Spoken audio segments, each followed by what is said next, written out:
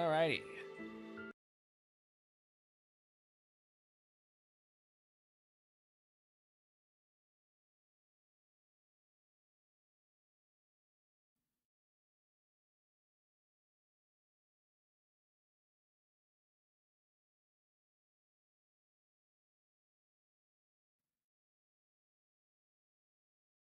Hello, hello, hello. I am CraftyAndy. Going to be doing some watching here. Oh, there's my chat. Why is it so huge? Why are you so huge? Oh my god, I have to readjust this every fucking time I do this. Oh my god. Fuck.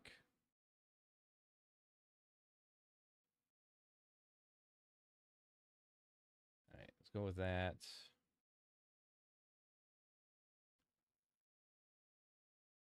Still huge.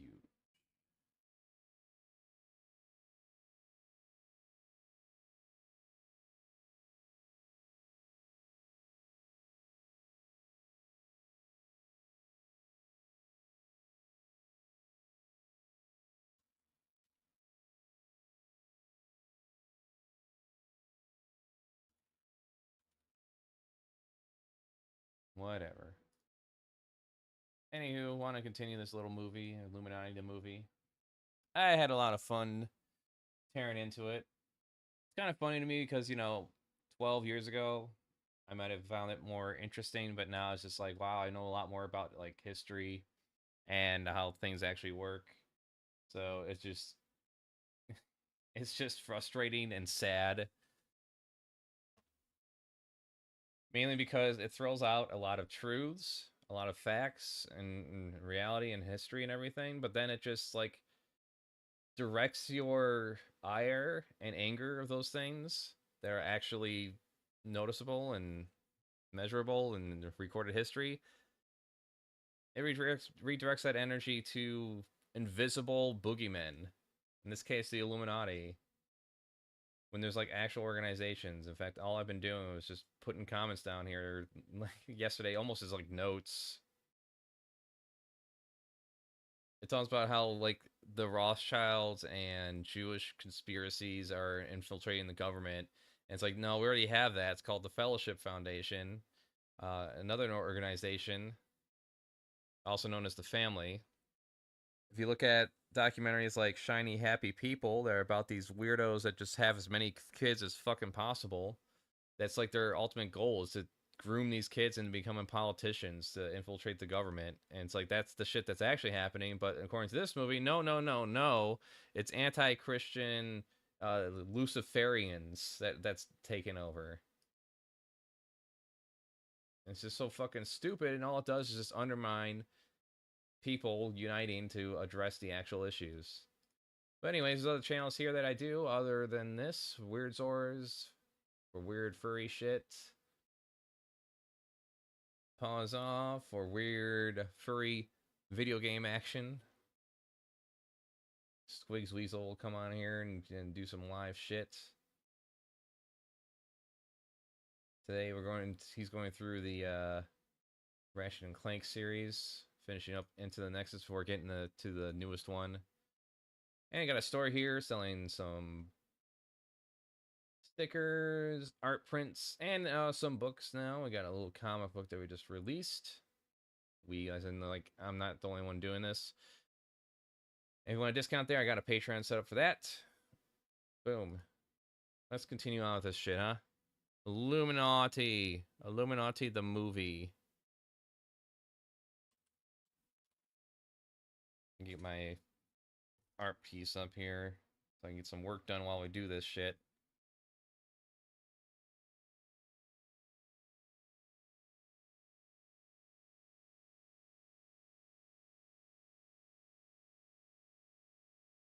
Why over there? Why is it over there? Why are you so small?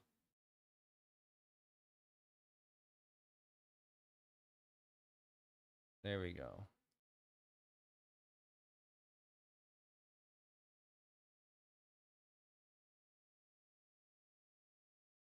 That's about right. Okay.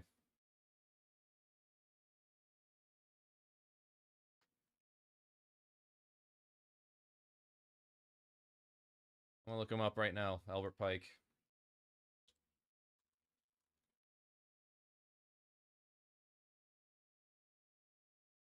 American author, poet, orator, editor, lawyer, jurist, and Confederate States Army general who served as an associate justice of the Arkansas Supreme Court. In exile from 1864 to 1865. Blah, blah, blah, blah, blah. Freemasonry.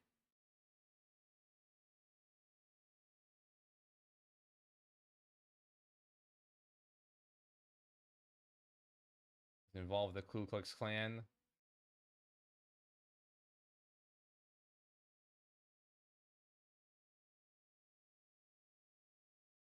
His indicated his main problems lay not with its aims, but with its methods and leadership.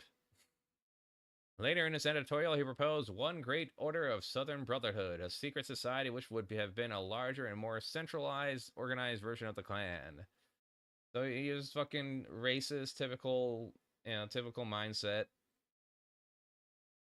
of those in power at the time. So there you go.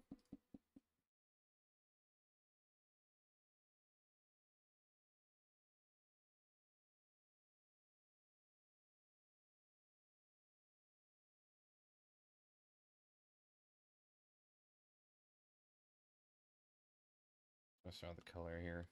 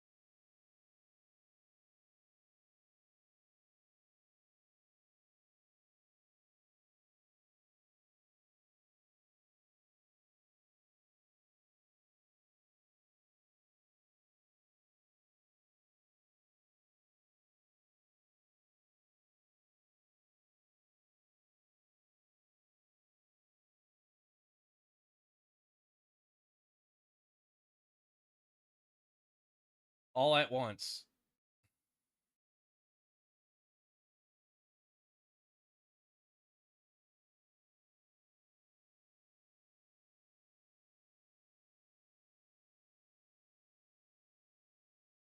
Man. The mastermind of every World War One, Two, and Three, apparently.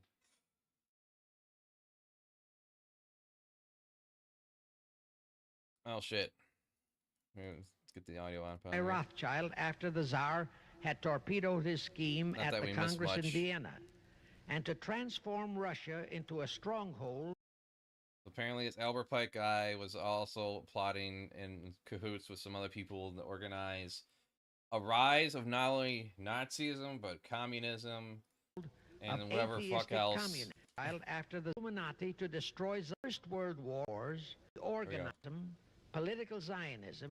So communism, Nazism, and Zionism. And other international movements. Oh, other international movements too on top of that. So they're all organizing all these uprisings of different ideologies. Organized it's all one mind. It's all one mind. To foment three global world wars and at least two major revolutions. The First World War was to be fought so as to enable the Illuminati to destroy Tsarism in Russia, as vowed by Rothschild after the Tsar had torpedoed his scheme at the Congress in Vienna, and to transform Russia into a stronghold of atheistic communism. The differences stirred up by agents of the Illuminati between the British and German empires were to be used to foment this war. After the war would be ended, communism was to be built up and used to destroy other governments and weaken religions. Oh yeah, so we know it all succeeded. Communism is everywhere now. and we all live under it. I find it amusing because the reality is we live in a fucking capitalistic hellhole where all the profits are privatized and the losses are socialized, as they would say in business. Where the government our government in the United States has to repeatedly bail out these fucking corporations whenever they fuck up and are on the verge of bankruptcy, so that no other market can move in. I just learned not too long ago, for example, Harley Davidson went bankrupt sometime in the 80s and tried to ban Japanese motorcycles. I'm gonna look that up right now.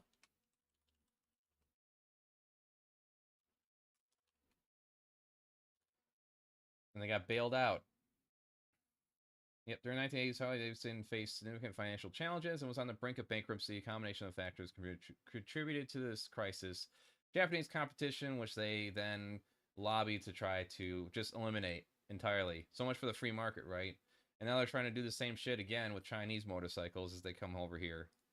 Because Harley Davidson, once again, is facing bankruptcy. World War II, when and if necessary, was to be fomented by using the controversies between fascists and political Zionists. And here let it be noted that Hitler was financed by Krupp, the Warburgs, the Rothschilds, and other internationalist bankers. Other internationalist bankers? Well, we mean other internationalist bankers. Who? Who else? Is it everyone? Because I have a feeling, because once again, it's just cherry picking shit. IBM was involved, BMW, Coke. Every company was involved in this economic uprising in Germany. And that the slaughter of the supposed 600,000 Jews by Hitler. Oh, now we're, this didn't bother the Jewish internationalist bankers at all. That slaughter was... Holocaust and nihilism 101 is to lower the number for some reason. As if, like, them being in internment camps by itself isn't bad enough. Somehow, 6 million is just, so unrealistic. Necessary in order to create worldwide hatred of the German people and thus bring about the war against them. 6 million, right? In short, this Second World War was to be fought to destroy Nazism 6 million Jewish people. And to increase the power of political... You're about 10 times the number off. Zionism, so that the State of Israel could be established in Palestine. As we know now... Oh, he acknowledges that Palestine exists. Roosevelt, Churchill, and Stalin put that exact policy into effect. And Truman, Eisenhower, Kennedy, and Johnson continued that same exact policy. It's because the United States wanted a foothold in the Middle East. That's one of the reasons. It's one of the, and that's why it continues to support Israel no matter what it does today. World War III is to be fomented by using the so-called controversies, the age... Not my president against Trump. It's always the shit against Trump, right? You gotta love it. Of the Illuminati, operating under whatever new name. Man. There used to be a guy me and my dad would watch a lot, and my mom. Jack Van Impe. And all he would ever talk about... Both remaining nations won war against Kennedy. The age... All he would talk about is like the impending World War III, and this is in the 90s and shit. And it's just amazing to me. And just like this, they'll cherry pick some actual historical facts, some truths or truths when it comes to the things that are going on in the world, and then they'll twist it. They got to tack on their biases, religious biases Jack. on there. Violence and corruption, you ever see? Man, this lady was full of Botox the entire time. Such an impact of it in the world. It's going on everywhere, isn't it? The violence. That is Matthew 24, verse 14. This gospel of the kingdom shall be preached to all the world, and then shall the end come. The gospel of what? The kingdom. We preach the gospel of grace. Believe on the Lord Jesus Christ, now shall be saved. The gospel of the kingdom is, the king is coming. The king is coming. Revelation 19:11. And he says, when you hear the sign that the whole world is hearing the gospel of grace. I like how they're just recycling this shit now and just reposting it. The shit's probably like 30 years old at this point.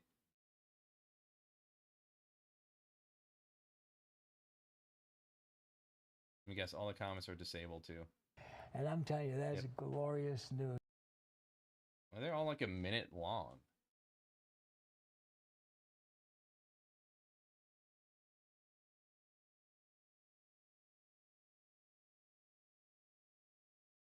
Well, you know, some relative or family members doing this shit.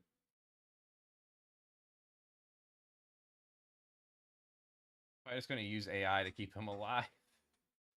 Of the Illuminati, operating under whatever new name, are now stirring up between the political Zionists and the leaders of the Muslim world. That war is to be directed in such a manner that all of Islam and political Zionism, Israel, will destroy each other, while at the same time, the remaining nations, once more divided on this issue, will be forced to fight themselves into a state of complete exhaustion, physically, mentally, spiritually, and economically.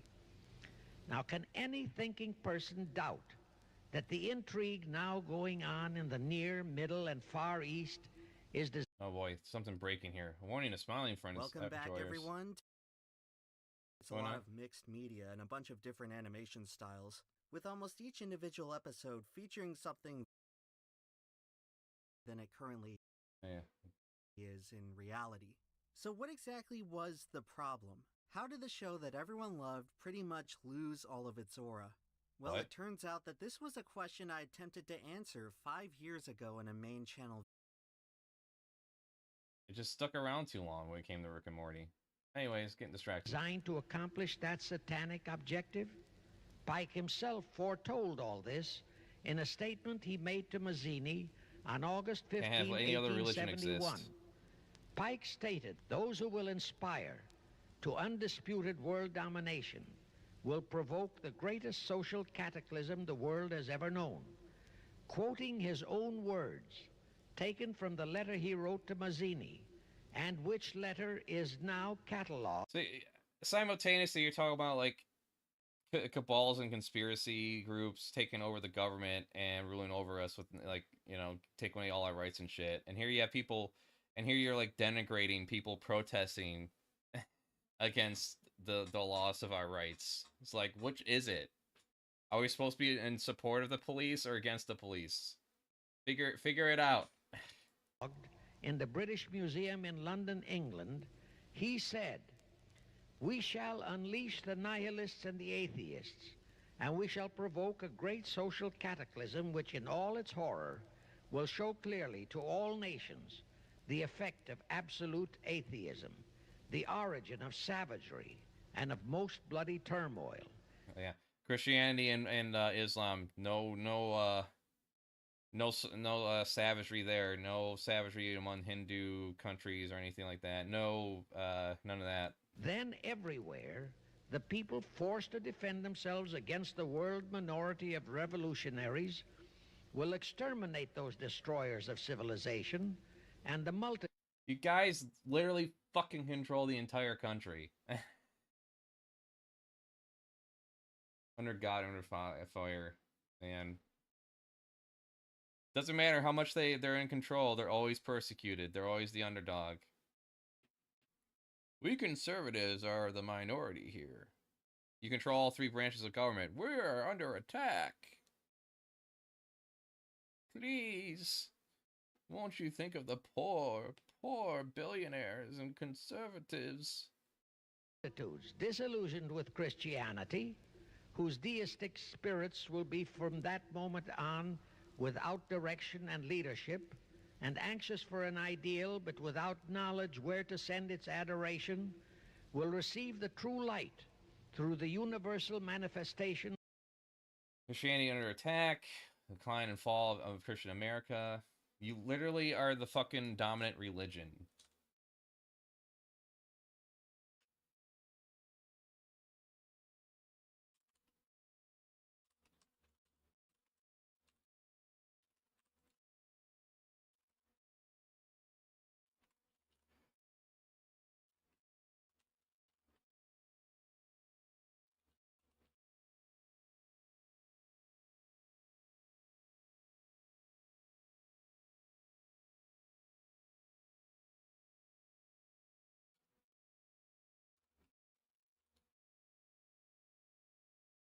Of the pure doctrine of Lucifer, brought finally out into public view, a manifestation which will result from a general reactionary movement which will follow the destruction of Christianity and atheism, both conquered and exterminated at the same time.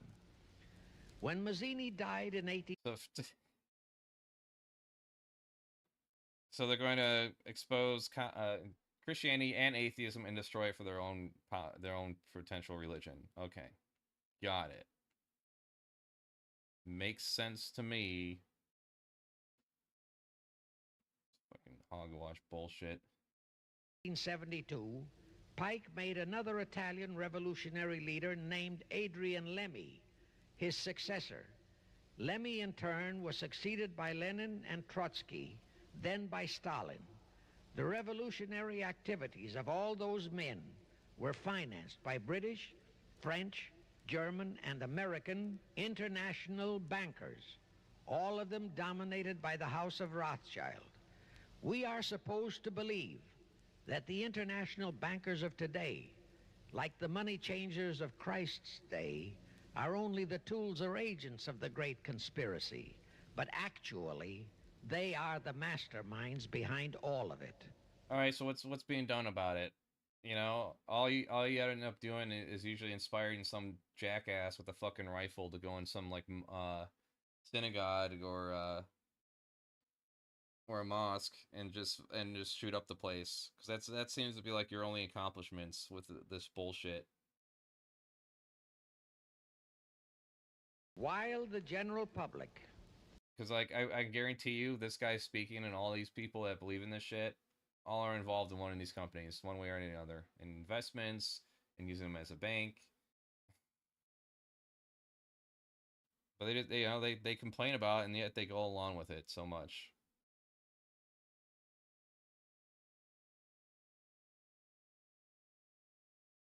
has been brainwashed by all the mass communications media.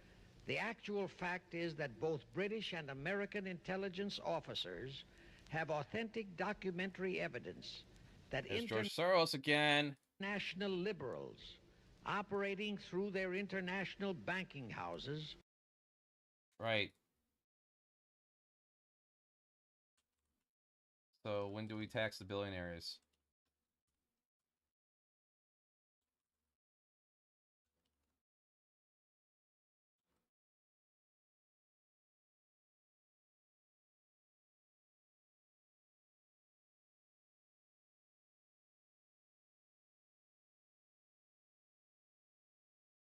Particularly the House of Rothschild, have financed both sides in every war and revolution since 1776. Those who today comprise the conspiracy, the CFR in the United States. This sounds like the justification for just defeatism and not doing anything, you know? It's all one big grand conspiracy and it's all being played by both sides, so best not to do anything about anything. Oh, you think you're protesting a fucking violation of people's rights, but no, you're just playing into the conspiracy of the Rothschilds. They're funding this. They're paying people to participate in this. They say it now. Where's the BLM protest? Oh, it looks like they stopped getting paid. Yeah, what's your evidence that they got paid? Is it nothing? Is it absolutely nothing? Like, what's more likely? That there's people that go around getting paid to claim that protesters are getting paid? Or people actually have a legitimate reason to be upset about what like goes on in their fucking government, where their tax dollars go.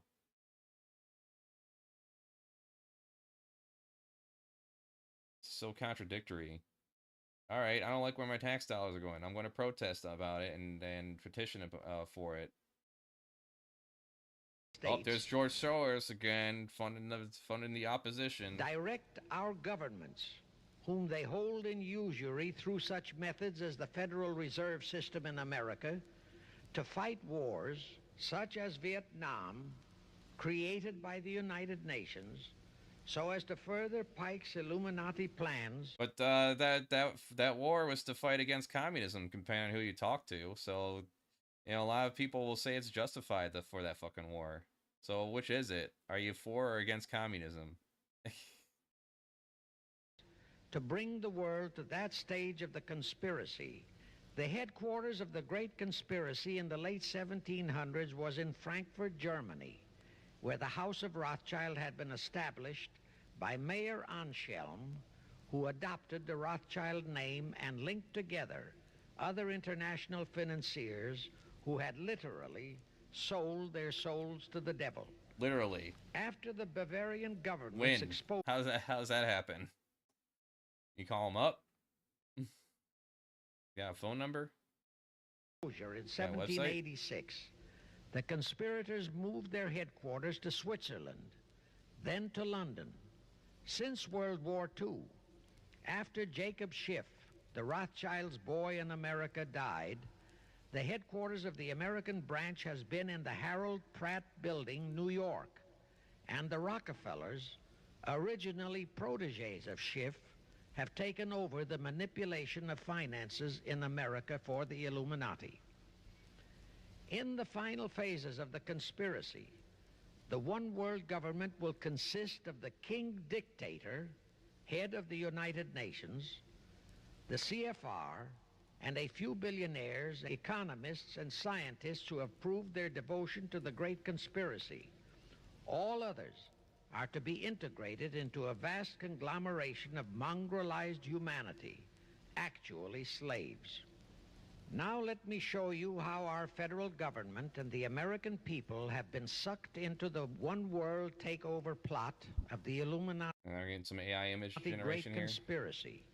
And always bear in mind that the United Nations was created to become the housing for that one world so-called liberal conspiracy.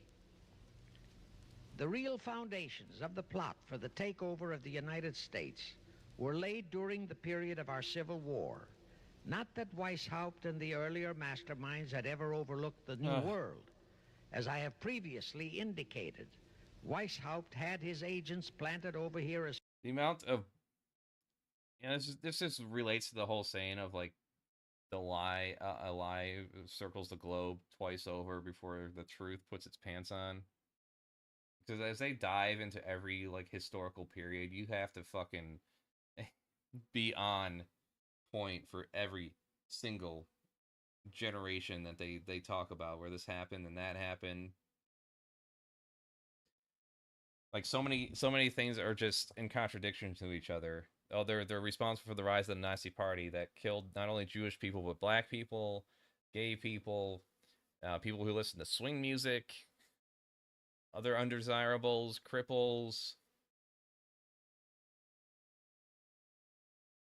But, you know, it's not just like there's complicated conditions in Germany that led to the uprise of Hitler and his party.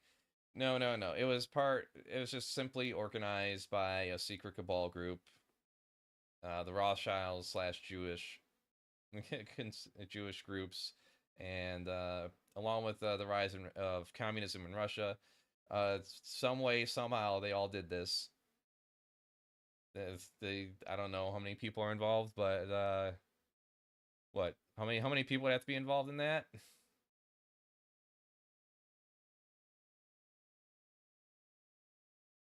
I like how, like, money is never, like, an issue here. You look at any fucking war, almost every war, and all the atrocities involving that war are all money-driven. God, this shit gives me a fucking headache. Where's my goddamn Advil? I need an Advil.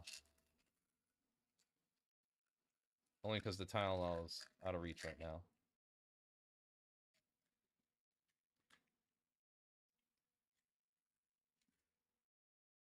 As far back as the Revolutionary War. But George Washington was more than a match for them. It was during the Civil War that the conspirators launched their first concrete efforts.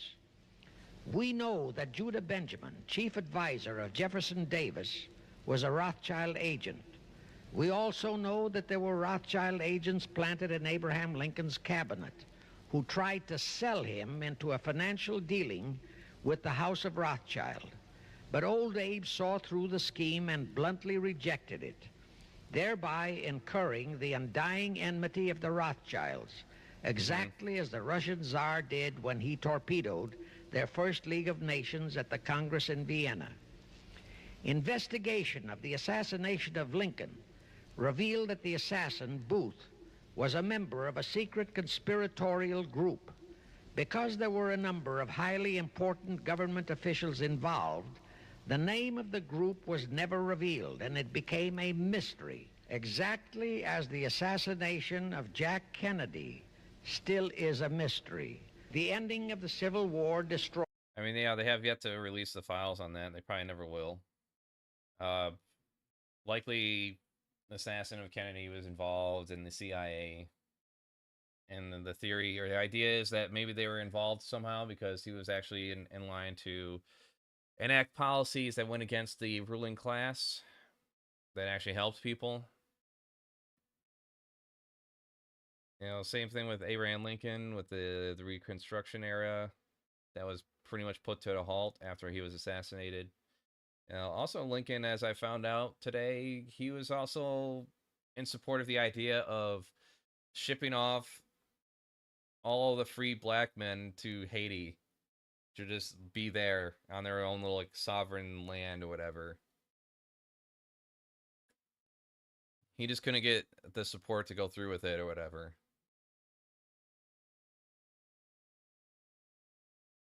Destroyed temporarily all chances of the House of Rothschild to get a clutch on our money system, such as they had acquired in Britain and other nations in Europe. I say temporarily because the Rothschilds and the masterminds of the conspiracy never quit. So they had to start from scratch, but they lost no time in getting started. Shortly after the Civil War, a young immigrant who called himself Jacob H. Schiff arrived in New York. Jacob was a young man with a mission for the House of Rothschild. Jacob was the son of a rabbi, born in one of Rothschild's houses in Frankfurt, Germany. I won't go deeply into his background.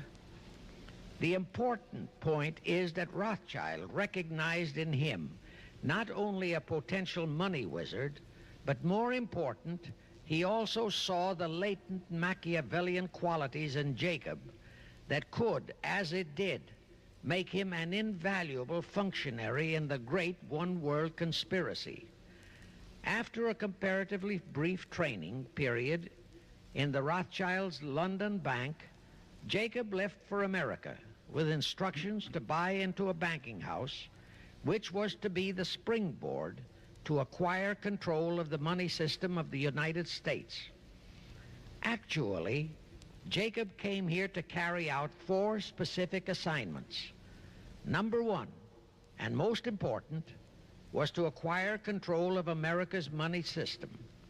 Number 2, find desirable men who, for a price, would be willing to serve as stooges for the great conspiracy and promote them into high places in our federal government, our Congress, in the U.S. Supreme Court, and all federal agencies. Yeah. Number 3, create minority group strife throughout the nations, particularly... As if we didn't have that with fucking slavery, right? Not, particularly between whites and blacks. And how did they create that? By saying that they're, just saying that their rights are undermined, or do they actually undermine their rights? Through policy and laws? Jim Crow, redlining. Do you not think that shit affects people generationally? And then when they complain, it's like, oh, you look at the... Number 4, create a movement to destroy religion in the United States, but Christianity to be the chief target. Christianity is the dominant fucking religion and influences all our fucking leaders. You look at all the fucking rollbacks that we're having right now with women's autonomy. There's people saying that women shouldn't even have the right to vote again. We just barely hit 100 fucking years for women having the right to vote, and women couldn't even have a fucking bank account or a credit card until the 70s. Give me a fucking break, man. Now, the vast majority of the American people think that the Federal Reserve System is a United States government-owned agency. That is positively false. All of the stock of the Federal Reserve banks is owned by the member banks, and the heads of the member banks are all members of the hierarchy of the great Illuminati conspiracy known today as the CFR. The details of that act of treason in which many traitorous so-called Americans participated are far too long for this recording. Now, if you think that those aliens and their by accident of birth American co-conspirators would be content with just the control of our money system, you're in for another very sad shock.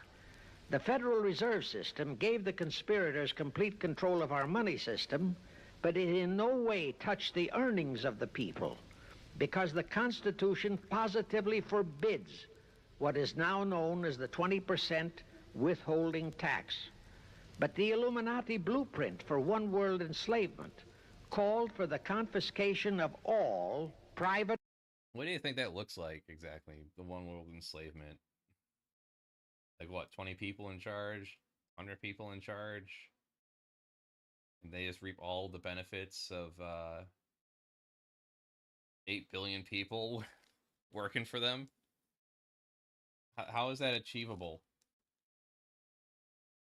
Because what he's laying down here is just like fucking impossible. Property and control of individual earning powers. Because like when it comes down to it, all you gotta do is just look at where the money goes and who has the influence. And it's like, oh, it's the class of billionaires. It's the 1%. It's the unregulated corporations like Amazon, Tesla, Microsoft. You know, you have 10 companies that control all our food. You have about 6 that control all our media. And when I bring this up, these fuckers that we're watching right now undermine it because they end up pointing the fucking Jews. Because, God forbid, we actually hold companies accountable. It's about just anti-Jewish conspiracies, and like I don't know, I think they just have the idea that they should be the ones in charge and they would be better at it. Because that's what it always comes down to me.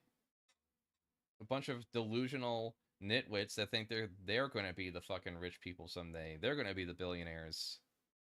They're going to be the or if they're not, it's because you know, shit like this. It's because of some secret society that held them down, that kept them from being that rock star. This, and Karl Marx stressed that feature in his blueprint, made it too hard had to to be accomplished by a progressive graduated income tax. As I stated, such a tax could not lawfully be imposed upon the American people. It is succinctly and expressly forbidden by our Constitution. Thus, only an amendment to the Constitution could give the federal government such confiscatory powers. Well, that too was not an insurmountable problem for our Machiavellian plotters. The same elected leaders in both houses of Congress and the same Mr. Woodrow Wilson, who signed the infamous Federal Reserve Act into law, amended the Constitution to make the federal income tax, known as the 16th Amendment, a law of the land. Both are illegal under our Constitution. In short, the same traitors signed both betrayals, the Federal Reserve Act and the 16th Amendment, into law. However, it seems that nobody ever realized that the 16th Amendment was set up to rob, and I do mean rob, the people of their earnings via the income tax provision. The plotters didn't fully use that provision until... Oh, yeah. And any kind of taxation is just theft, so we just need to privatize everything. We need to let just eliminate taxes altogether, privatize everything, and it'll all be good. Everything will be good. You know, get ready to pay for your fucking own road. You know, pay a toll anytime you want to drive on a road. It's not owned by a corporation. They gotta keep that shit going. I heard there's rumors right now that they're gonna try to figure out a way to like tip turnpike workers and put them on the tip system.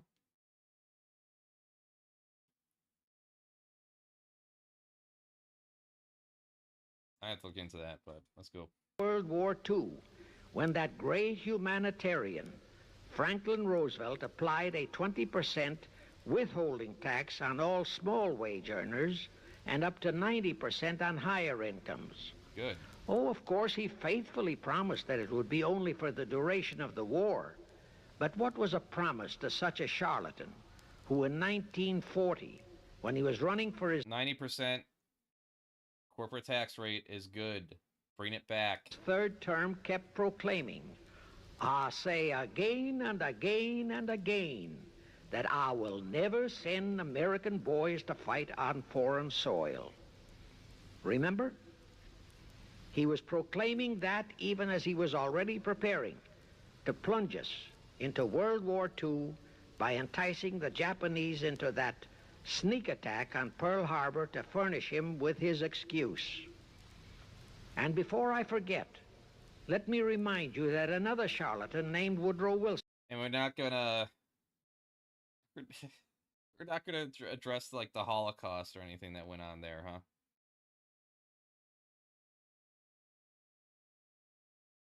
I mean, I get it.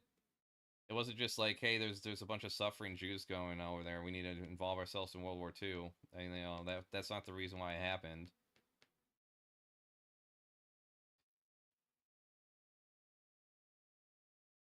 You can't blame the Japanese for attacking us because Roosevelt enticed them to do it. Oh, okay. They didn't have like their own ambitions or their own autonomy or anything like that as a nation. They just had the desire to attack the United States. You know, because they can't think on their own. Roosevelt had to like entice them to do it. Got it.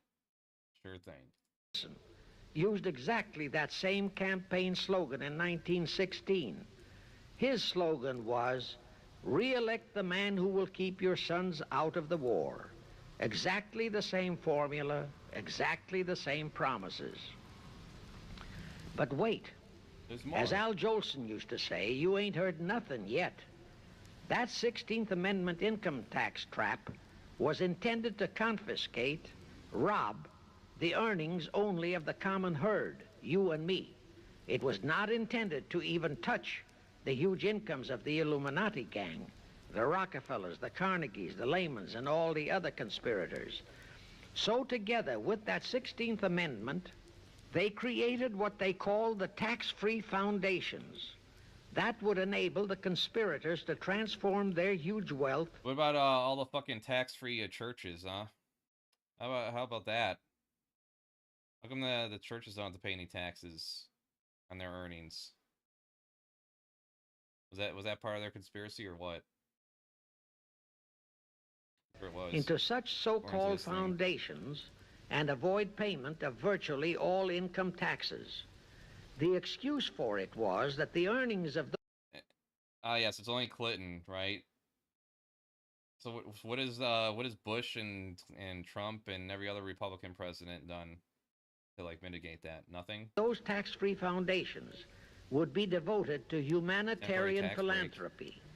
So we now have the several Rockefeller foundations, the Carnegie Endowment Fund, the Ford Foundation, the Mellon Foundation, and hundreds of similar tax-free foundations. And what kind of philanthropy do these foundations support? Well, they finance all the civil rights groups that are creating all the chaos and rioting. There it is. Holy shit. All over the country. They're the ones creating all the chaos and rioting all over the country, huh? It's not the police response. The protests, you know, like LA riots. No, that was just a conspiracy. It had nothing to do with a child being shot in the spine for being accused of stealing an orange juice in a convenience store, and the shooter being let go. And then Rodney King getting beaten to an inch of his life. That had nothing to do with it. You know, civil forfeiture, where if you're like driving around in the wrong part of the city, probably which is any part of the city while black, and cops pull you over and they decide they're just going to take your car for inspection for drugs, and you can't make it to your job that day and you're fired. You know, shit like that happening all the time. And if you throw a fit, they just lock you up, fine you. We can't pay the fine, they put you in jail. Now, none of that was like a pressure cooker for some of these riots that happened. You know, George Floyd being strangled to death. Like, it wouldn't matter if George Floyd was a fucking child murderer. The cops don't have a right to just murder you on the street over allegations. And, you know, George Floyd wasn't the only example until those Black Lives Matter movements started popping up.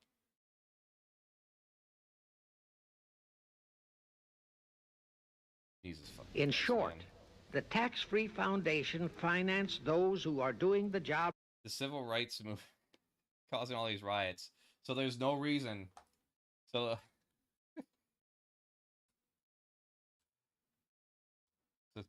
so there's nothing to complain about.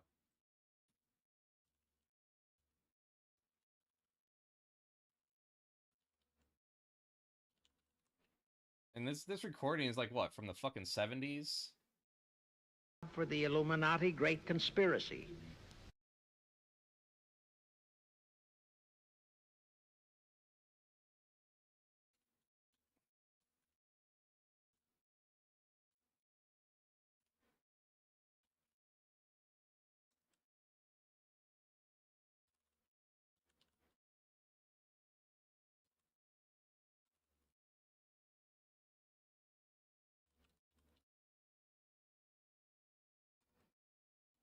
How fucking rich. Our Man. CFR Illuminati-controlled federal government can grant tax-free status to all foundations and pro-red one-world outfits, such as the Fund for the Republic. But if you, or a patriotic pro-organization, is too outspokenly pro-American, they can terrify and intimidate you by finding a misplaced comma in your income tax report and by threatening you with penalties, fines, and even prison. Future historians will wonder how the American people could have been so naive and stupid as to have permitted such audacious... FEMA. You know, another organization, what, being defunded right now?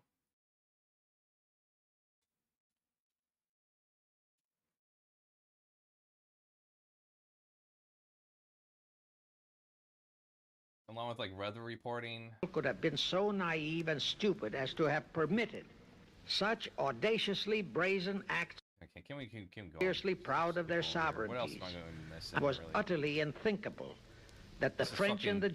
This is a fucking drag. How far do we go?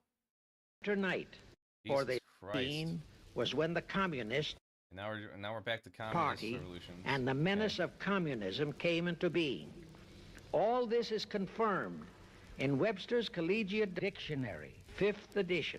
You know, man, here comes I can just imagine. I imagine in my head right now a bunch of people like, oh, you don't watch the whole thing. You skipped about 20 minutes. Negro problems, no so-called anti-Semitic problem. DL. Here we At go. that time, only a solidly united people This might be were the where United gets States interested again. into the League of Nations. Because when Wilson decided to go to the people to overcome the opposition of the lodge-controlled Senate, despite his established but phony reputation as a great humanitarian, he found himself faced by a solidly united people and by a loyal press whose only ideology was Americanism and the American way of life. Gross. Americanism? Like what? Colonizing? Like, what do you mean, Americanism? What is that? How about, like, just, you know, humanity? You know, humankind. Human. At that time, due to the ineptness and ineffectiveness of both the ADL and the NAACP, there were no organized minority groups, no Negro problems, no so-called anti-Semitic problem. Yep, never existed. To sway the people's thinking. There were no lefts, there were no rights, no prejudices for crafty exploitations. Thus, Wilson's League of Nations appeals fell on deaf ears. The control of the press was assigned to Rockefeller. Thus, Henry Luce, who recently... Wait, when was this? ...died... When was this? So did approximately 300 of his trained hoodlums. Actually, they were on the high seas. Same nights, there were gatherings of hoodlums of New York's Lower East Side, all of them Russian refugees, at Trotsky's headquarters, and all were going through some mysterious sort of training process. But it was all shrouded in mystery. Nobody talked, although it did leak out that Schiff was financing all of Trotsky's activities.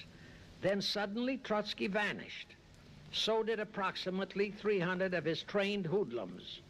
Actually, they were on the high seas in a Schiff chartered ship bound for a rendezvous with Lenin and his gang in Switzerland.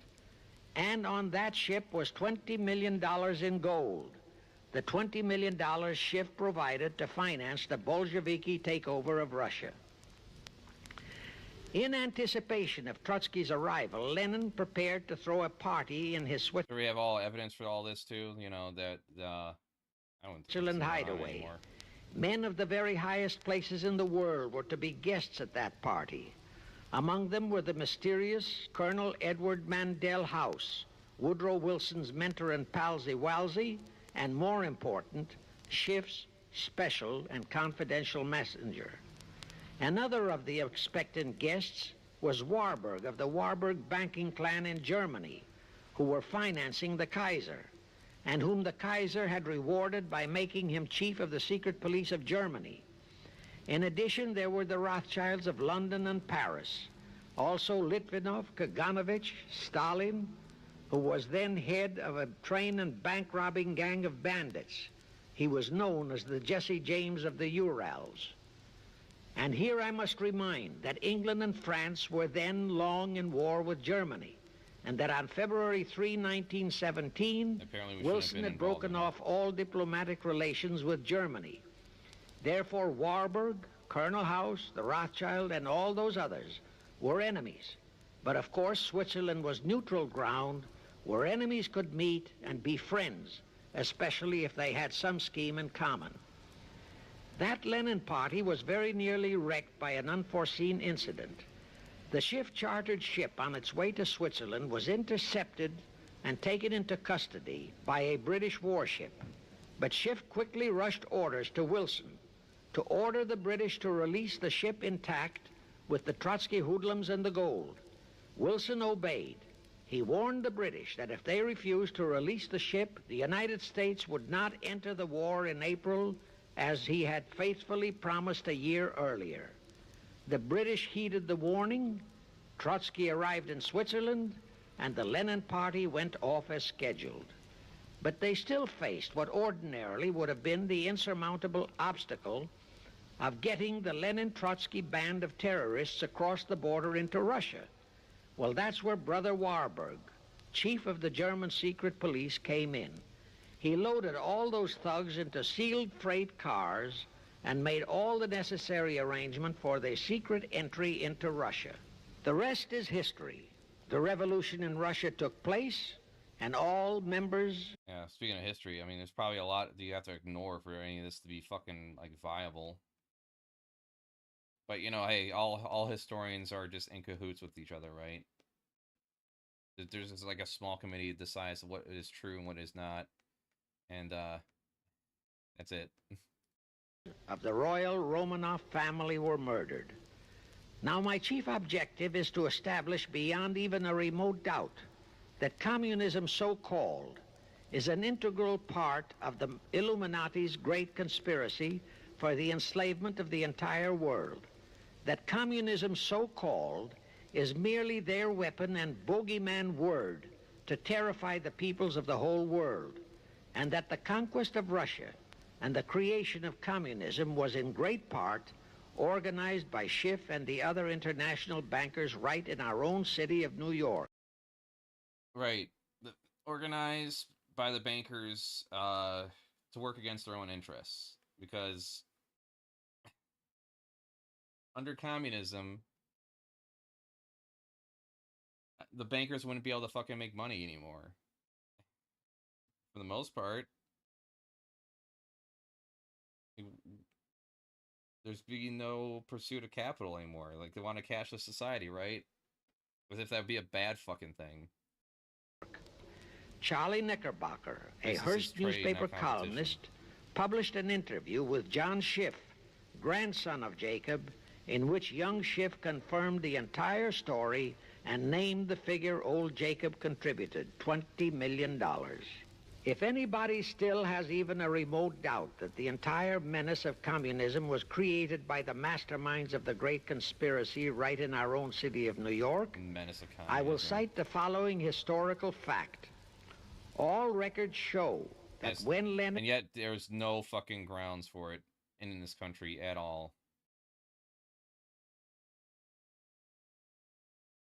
And Trotsky engineered the capture of Russia, they operated as heads of the Bolsheviki party. Now, Bolshevism is a purely Russian word. The masterminds realized that Bolshevism could never be sold as an ideology to any but the Russian people.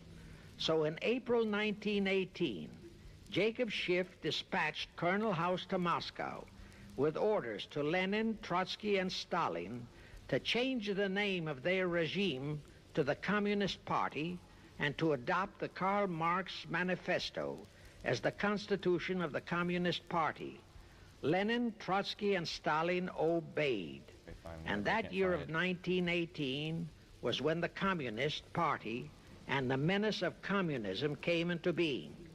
All this is confirmed in Webster's Collegiate Dictionary, 5th edition. In short, communism was created by the capitalists. Thus, until November 11, 1918, the entire fiendish plan of the conspirators worked perfectly. All the great nations, including the United States, were war-weary, devastated, mourning their dead. Peace was the great universal desire. Thus, when it was proposed by Wilson to set up a League of Nations to ensure peace, all the great nations, with no Russian czar to stand in their way, jumped on that bandwagon without even stopping to read the fine print in that insurance policy.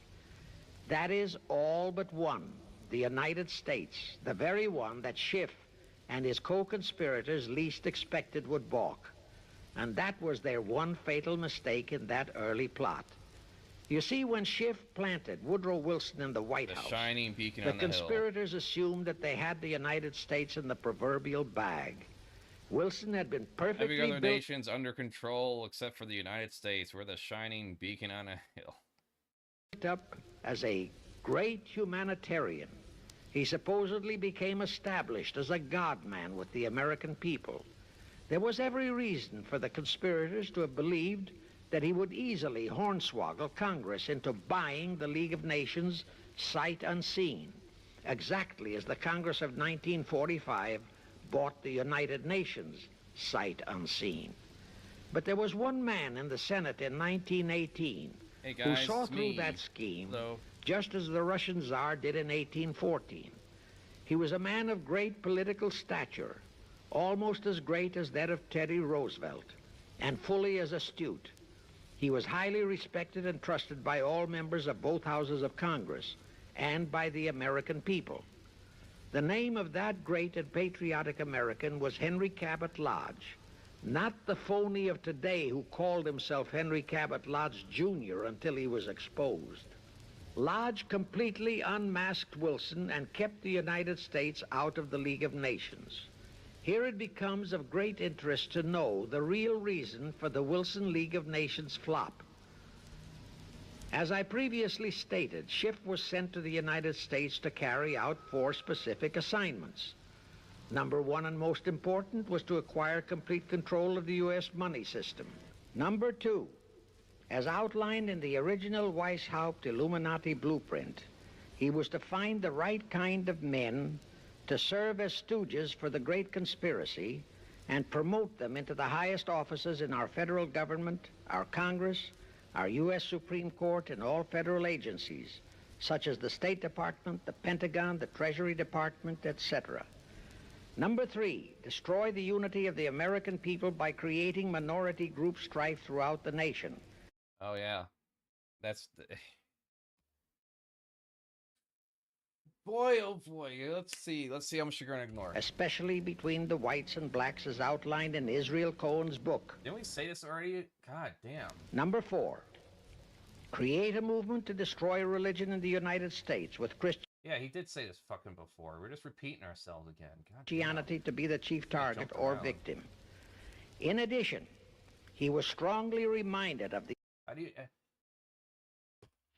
create division among whites and blacks. Okay. Man, where do you fucking start with that? You know, after slavery, there was Jim Crow. There was the lynchings. Lynching was a fucking, like, a small town event. You want to know why so many cities became full of black people? A lot of them were just refugees escaping the South persecution. They were under threat. They had to go to fucking more enlightened areas to just merely survive, or have a chance to survive. The imperative directive in the Illuminati blueprint to achieve full control of all mass communications media, to be used to brainwash the people into believing and accepting all of the maneuverings of the great conspiracy. Schiff was warned that only control of the press, at that time our only mass communications media, would enable him to destroy the unity of the American people. Now then, Schiff and his co-conspirators did set up the NAACP, the National Association for the Advancement of the Colored People, in 1909. And in 1913, he set up the Anti-Defamation League of the B'nai B'rith. Now then, Schiff and his co-conspirators did set up the NAACP, the National Association for the Advancement of the Colored People, in 1909. And yeah, almost like they needed that, though. In 1913, he set up the Anti-Defamation League of the B'nai B'rith. Yeah. Both were to create the necessary strife. But oh, fuck me.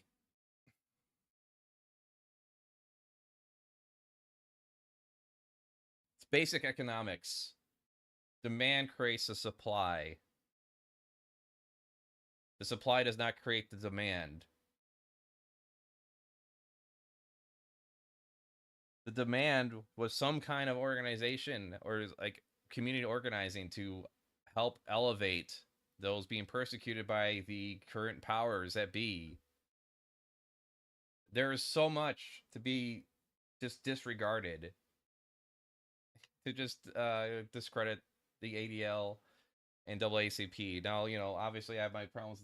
Everyone has their problems with the ADL right now currently because they're supportive of genocide. But to say it wasn't a fucking reaction to the anti-Semitic behaviors and attitudes that were going on in the United States is fucking ridiculous. Gerald Ford's book, The International Jew, was part of the inspiration for Hitler and his actions. He got an award for it.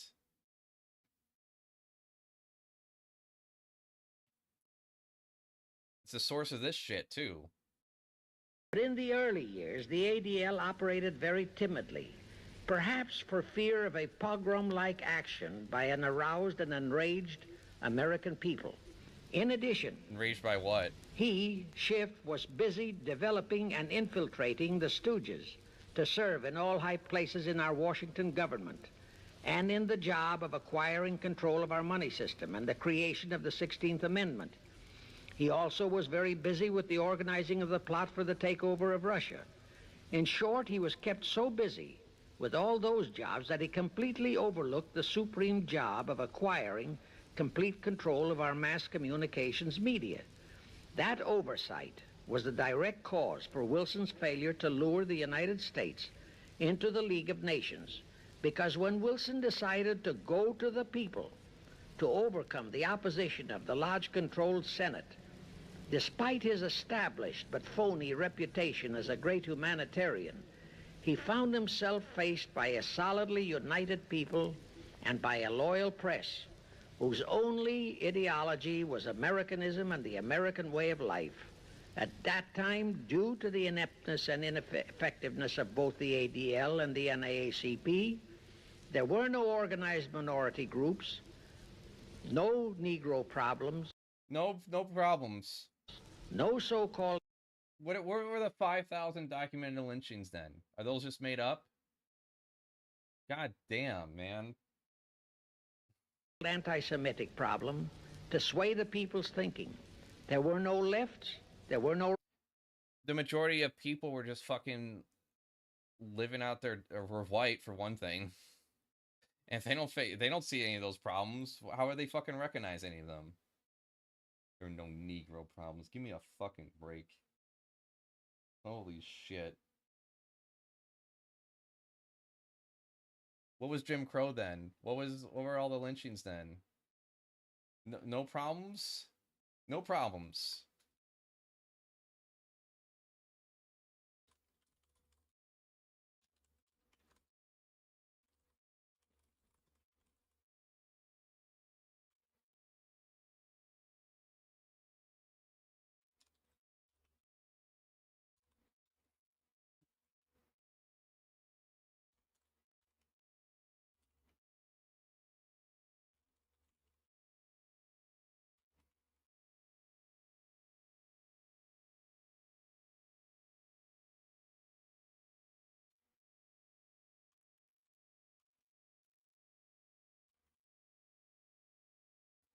You know what? Compared to this, to like reading up on history books, it's a lot more easier to digest this stuff.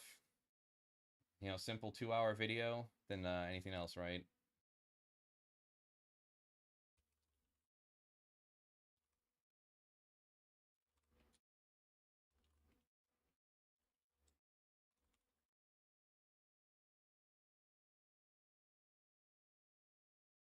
rights, no prejudices for crafty exploitations.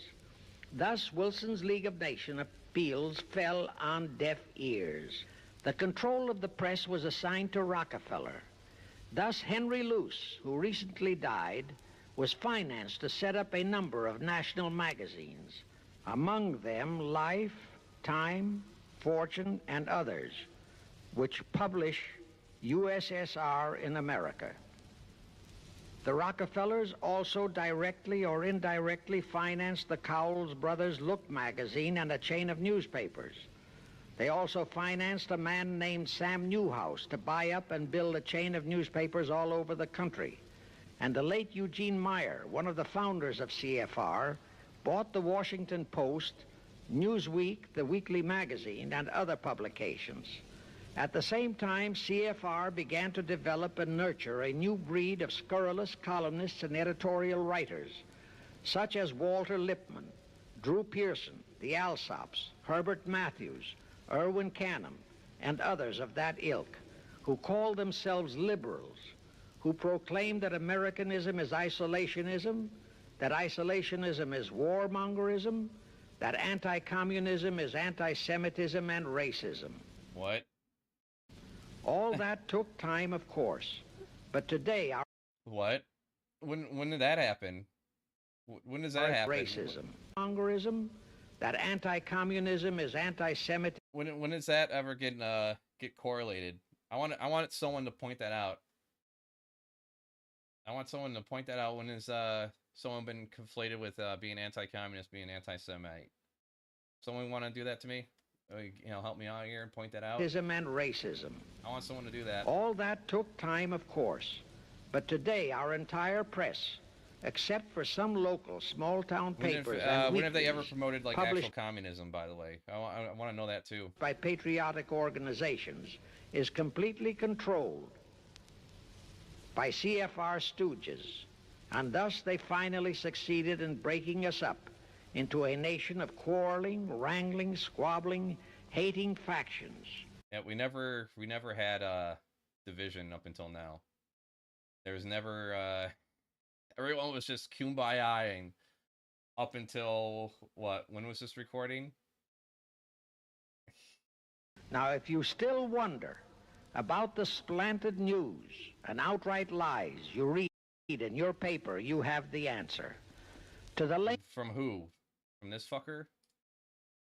Lehman's, Goldman Sachs, Kuhn Loeb, and the Warburgs, the CFR assigned the job of getting control of the motion picture industry, Hollywood, radio and television. And believe you me, they succeeded.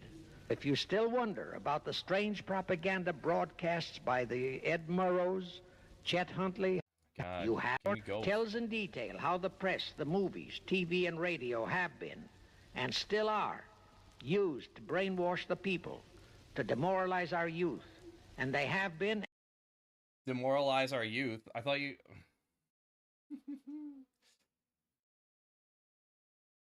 Do you want things to get better or not? I don't get it.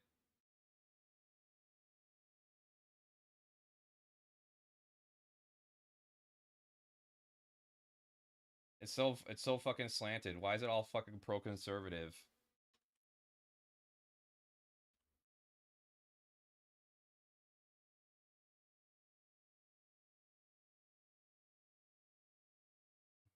And still are encouraging and creating sympathy for the rioting civil rights lawlessness.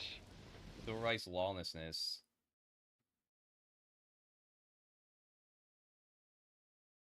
We want our, we want equal rights. Oh, you already have them all, right? Or some shit.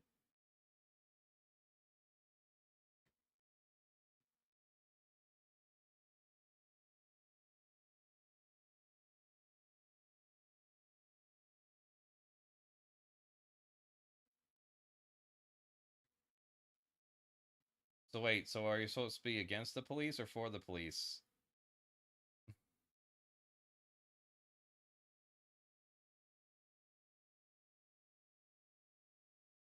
To the I'm guessing this will change whenever like a Democrat gets elected again.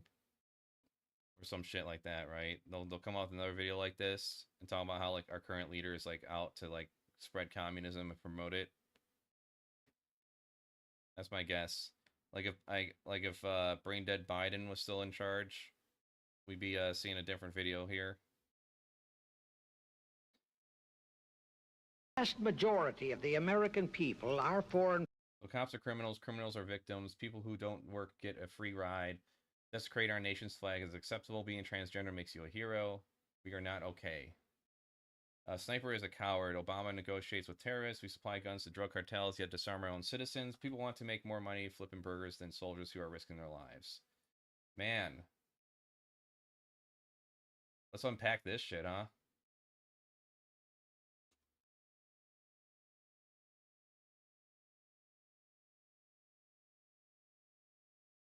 Okay, I mean, let's list the ways.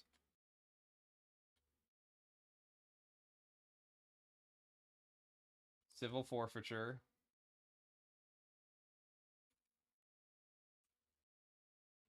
Qualified immunity.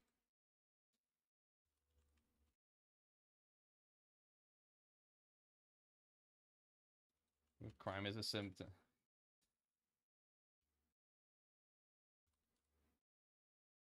Crime is a symptom.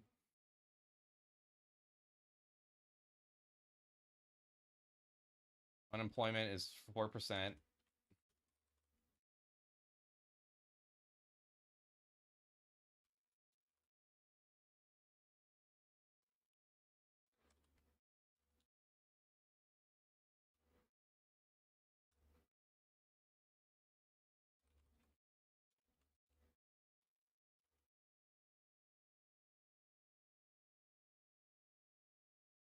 Flag is a piece of cloth.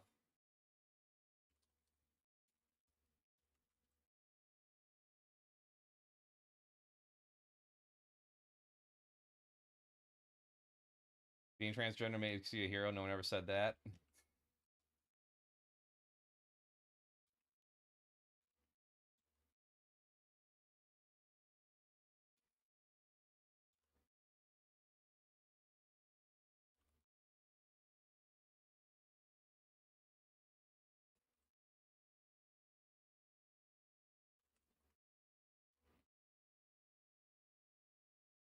Well, what's next?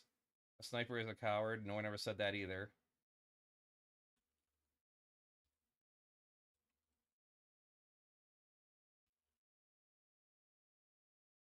Obama negotiates with terrorists.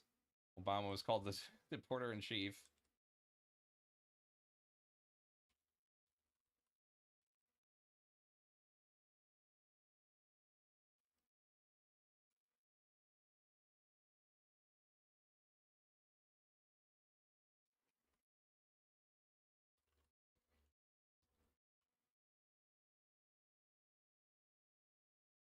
Oops.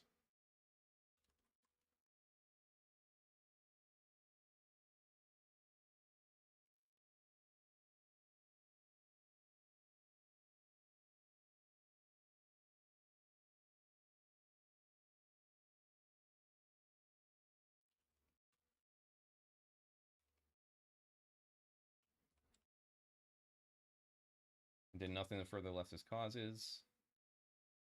Guns are still legal.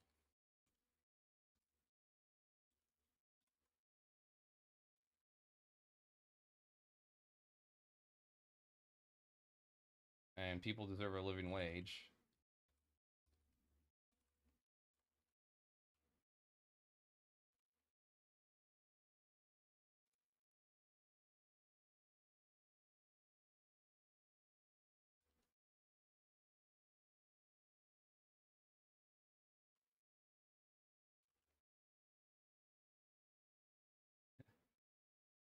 And people deserve a living wage. As far as like the troops go, like you claim to care about them, but you don't pay them enough, and you just toss them aside whenever they get injured.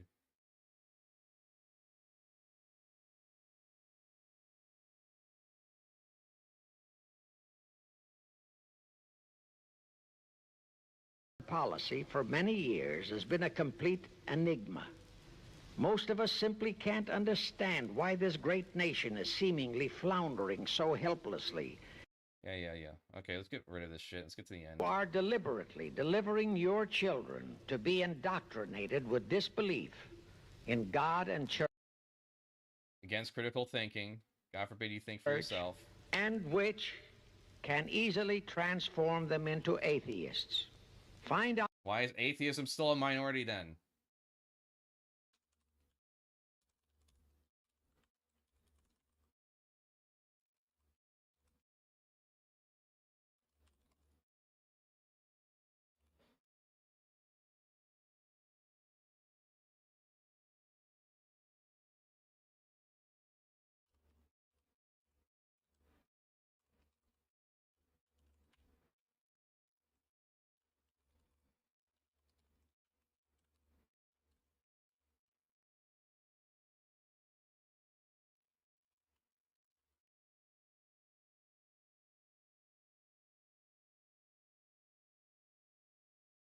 Fucking morons.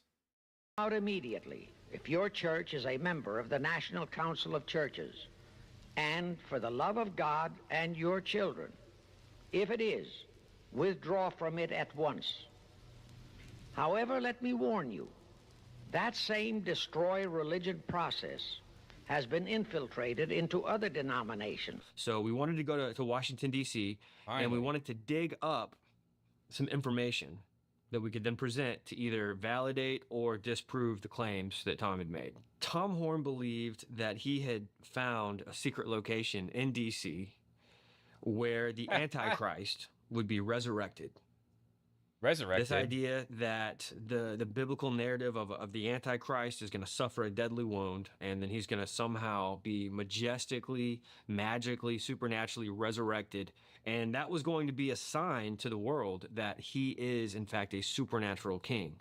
Now, what's crazy about the idea of a supernatural king is that this goes back to the writings of Manly P. Hall, which I'm sure we'll get into at some point today. But a supernatural king, that is exactly what the world will think when they see somebody rise from the dead. Matter of fact, Jesus Christ himself, when he rose from the dead, he brought back... Despite everything I say, they're not gonna fucking believe it in that way. Like, what... You know how many people have had, like, near-death experiences, or self-proclaimed ones, and it's just, like, it turns out just to be a deprivation of oxygen, causing hallucinations as it does in the brain. Back others with him.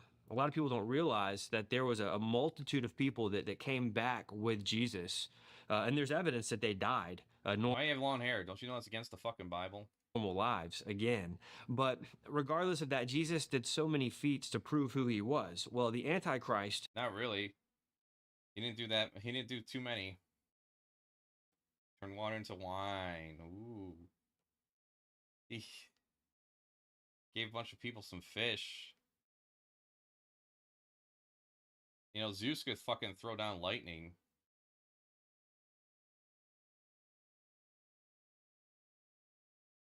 The word anti means in place of, instead of. It can also mean against. But in the scenario of the biblical Antichrist, the one that's still to come, he is instead of Christ. He is a replacement Christ. He is a counterfeit Christ. So it makes perfect sense what the scripture says, that he will suffer a deadly wound and that he's going to come back. And the world is going to marvel at this. But the question is, what are the events going to be that surround this resurrection? Where is this resurrection going to take place? And where does America fit into the picture? These were questions that we needed answered as we set out on this project. I just love how this nearly a century of like civil rights movements and achievements, organizations are just like just tossed aside in place of this fucking conspiracy shit. I love it. Your entire like legacy could just be summarized in a fucking paragraph by some rambling moron talking about a worldwide conspiracy from capitalists that want to spread communism that's also against capitalism at the same time in order to make an entire worldwide slave species.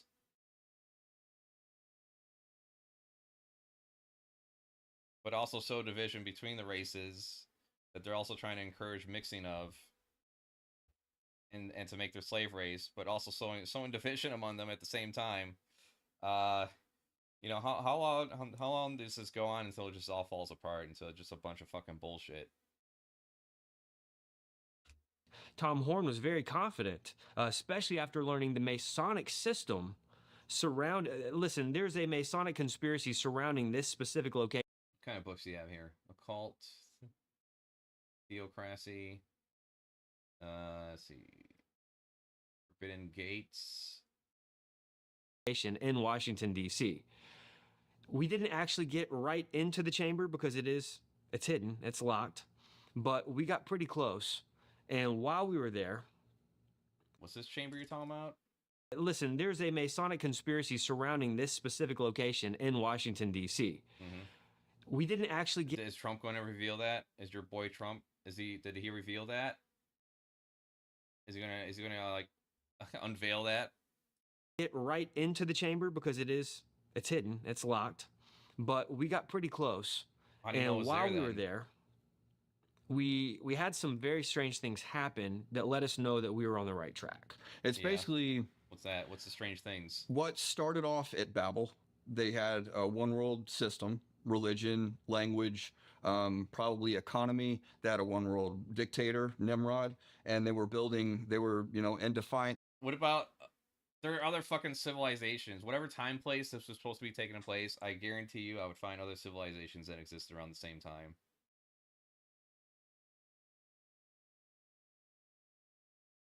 Oh, that's right. There was only one language all of a sudden. And It's to God. They were going no other historical record of this, by the way, other than just the Bible. to build that tower to be able to go up there. What part of the Bible says thou shalt dye the shit out of your hair? And what the fuck? It looks like it's painted on. How do you get your hair that flat?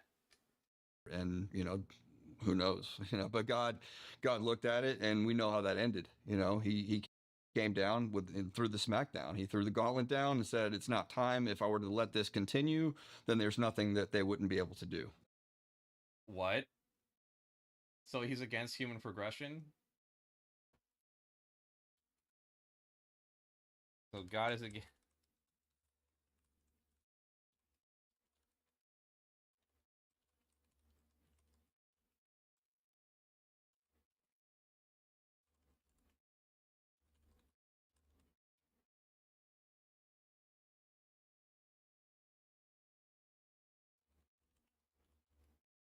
Pretty evil, dude. There's elements that are... So, like, what? He's against, is God against humanity uniting and elevating itself as a species into the stars, then? God's against the human species, elevating itself? are controlling the scenes today, that are trying to fulfill all these esoteric prophecies, the same thing that Nimrod started to do. So you got to remember that Satan is the god of this world. Well, they were worshiping the fallen angels back then, right? They had the gods of old. These are the same ones that continue to be worshipped today by various different sects and leaders of government and the members of the deep state. That's why they do the rituals and what have you. But it started off back then, and these people are that it's been passed down from generation to generation. This ideology, this belief system that this Antichrist, this Messiah, this person in place of Christ is going to come. And right now we're seeing that they're setting up his world kingdom to be taken over by him. The nation of America has a hidden history that most people aren't really aware of. There's a lot of conspiracy theories and a lot of... there's a lot of fucking... Oh, and this isn't one of them, though. Ideas, but in reality, America, we have evidence that America, before it was called America, that it was known as this great Western Hemisphere. Okay, the Western Hemisphere, that is what was prophesied by Plato. You had, even the Greek biographer Plutarch talked about voyages to this great land in the ancient world. So really, you got to get past this whole American mindset of Christopher Columbus and the Native American Indians. Governor DeWitt Clinton, former governor of New York, he was also held a prestigious role at the New York Historical Society. And he said on record that they had come into contact with ancient fortifications on our soil, and these fortifications were evidence that there was an advanced civilization far exceeding that of the Native American Indians right here in America. Now, this was on record. What? Are we going to undermine the fucking Native Americans even more now? Saying like there isn't... With DeWitt Clinton. When you consider the fact that the types of news we get today versus the type of news that was, in the early part of this nation, it's totally different. It's all fake news today. All of it. All of it. All sides of it that you're going to get on TV. The old news that we found, we found articles, we found all types of information showing that there was an ancient civilization here before the Native Americans, that there was this idea of serpent worship on this continent, and Plato. So what evidence of that is there, other than just like some articles that claim it? Is there like burials, fossils, anything? Is it nothing? Do you have nothing? Himself, which Plato is a worldwide household name. Everyone knows who Plato is. Major occultist, democratic mindset. They believed that in the end times, there would be a great nation that was going to rise up in the Western Hemisphere. Again, the Western Hemisphere is the key. The great nation of the Western Hemisphere was going to rise up, It's going to take its rightful place as the beacon of light that was going to rule the world. It was going to bring about a philosophic empire, a one world philosophic empire, and it was going to be utilizing the creeds and the beliefs of the old pagan world. What does that mean in modern terms? It's going to be a resurrection of the old religions, the Babylonian mystery schools, the secret societies, the gods of old, possibly a reference even to the 72 fallen angels. You know, when you start talking about the divine council, that there was going to be 72 fallen angels. Okay. A resurrection of these things, a revival of these things, but specifically that this great nation. Now, when you look at the nation of America today, we literally fulfill so much of what the scripture teaches about this great whore of Babylon. And we break all this down in our film specifically so people can see history lined up with scripture. Why doesn't America show up in the Bible? Well, we believe it does. But you don't have your fucking biases in action here at all. But you have to have eyes to see and you have to have ears to hear.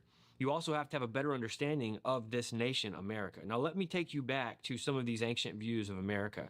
The idea was we were going to be that nation that was going to bring about this democratic commonwealth to the world. Democracy, that was the goal of the ancient philosophers. Democracy was actually an occult view. Now, this might shock some people watching this video, but democracy is an occult view. It's all about bringing together a certain type of system. Now, you start studying the end times, you find out it's a beast system that's a control grid set up for everyone to be living under one basic ruler. Now, think about this. The Native Americans, we have evidence now that Native Americans that were here, not all of them, but by large, they had secret societies that were literally ancient forms of Freemasonry within their Native American tribes. Holy fucking satanic shit, rituals. Man. Holy fucking shit, man. The Native Americans were actually Satanists. Not all of them. Hashtag not all. But some of the Native Americans out there were fucking Satanists, man. They had Freemason beliefs. We have evidence of this in the form of blood rituals. We even have evidence of underground kivas, temples, which I'm sure you're familiar with when you get into the whole Four Corners conspiracy. All these things taking place on American soil. But interestingly, we find out that the God who they revered and worshiped. You have to fucking ignore so much. But then again, they'll be like, well, we didn't say all Indians. Worshipped. You know, again, not all of them, but by majority, we're dealing with a serpent god. A plumed, feathered serpent god. The same god shows up in Mexico under the name Quetzalcoatl. You go down into Quiché. Okay, different name, but he's the same god apparently. Okay. In Quiché, they called him Gucumatz, and then in Peru, they called him. It's not like snakes exist in other parts of the world and shit, and you know those might have inspired the depictions of certain gods and deities and shit. Amaru. Amaru is the root of the word America. Amaruka literally translates over the land of the plumed serpent. Now, when we get into Ephesians and we understand what spiritual warfare looks like, Paul tells us we're not wrestling with flesh and blood. We're actually wrestling with principalities. Okay, these are fallen angel entities over nations, over land, over different areas. These are the things that affect what goes on underneath. These are fallen, by the way. These are not good entities. These are the higher entities that are in league with Satan. Now, I believe that the plumed serpent god is literally Satan himself. So when you consider that we are living on a land, a massive land in the Western Hemisphere, that the ancients all prophesied was going to be the land that was going to lead the world into a worldwide global democracy that was going to be a beacon of light, bringing about all the old religions and schools of the world. That really makes more sense now that we understand that our nation has been revering and worshiping Lucifer long before the Native Americans got here. They inherited these things from the giants, the white giants that were here before them, the advanced civilizations, and I'll even say this. Holy fuck.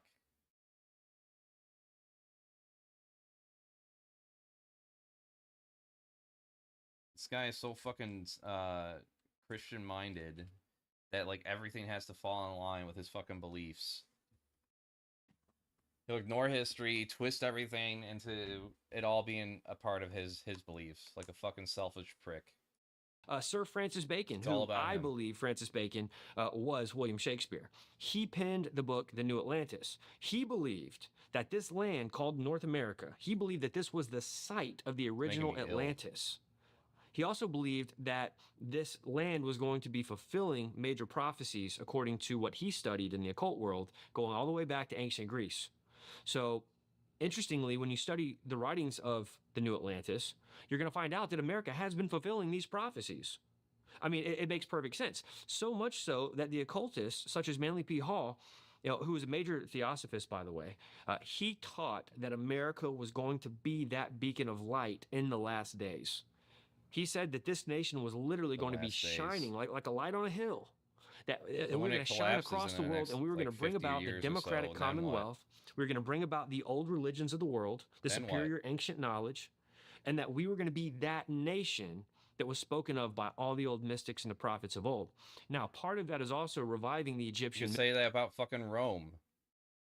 You could have said that about fucking Britain at one point, too.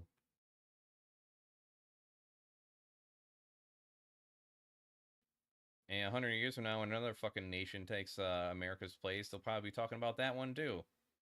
Shit's never going to end, is it? Mystery schools. All of these things have been fulfilled, but here's the thing. The secret societies, they have been maintaining the language, the rituals, the esoteric knowledge. They've been maintaining all of this secretly for thousands of years, passing it on. But they've also suffered persecution over the years. That's why they called them secret societies. They had to go into secrecy. They had to hide these things because they didn't want the common man to understand that. Well, if you live in a world where it's just going to persecute you for your different beliefs, then yeah, you kind of do have to be in secret, don't you? Interesting about this is that the secret societies that rule America, that founded this nation, we believe that was the reason that they came here under the guise of freedom of religion. See, we've been taught that freedom of religion was all about Christians being able to worship freely. Well, this is a Christian nation, we've been told, founded by Christians, for Christians, by Christians. No, it's not. No, we haven't. No, it hasn't. It never was. Can't think of a greater lie, a greater. I mean, it is a lie. So whoever tells you that is a fucking lie. There's plenty of evidence. I'm not going to even bother looking it up because I'm busy. Deception upon this. It doesn't take much effort to find out that it's not a fucking Christian nation. If you want to just be like dismissive about my claim on that because I'm saying it, then I don't know. I can't fucking help you. You're just willfully ignorant. And you should probably get off the fucking internet. Nation, other than freedom of religion, was for us as Christians. Furthermore, we have come to the conclusion that the freedom of religion was a cloak that would allow all the secret societies to come and operate freely here, and even to set up policy. A lot of the policy that we've seen. No other religion is supposed to be allowed to exist. Like, what the fuck's wrong with you? I mean, I don't think any religion should be exist. It should just be mocked out of fucking existence entirely. Ultimately, you know, anti-theism is the way to go.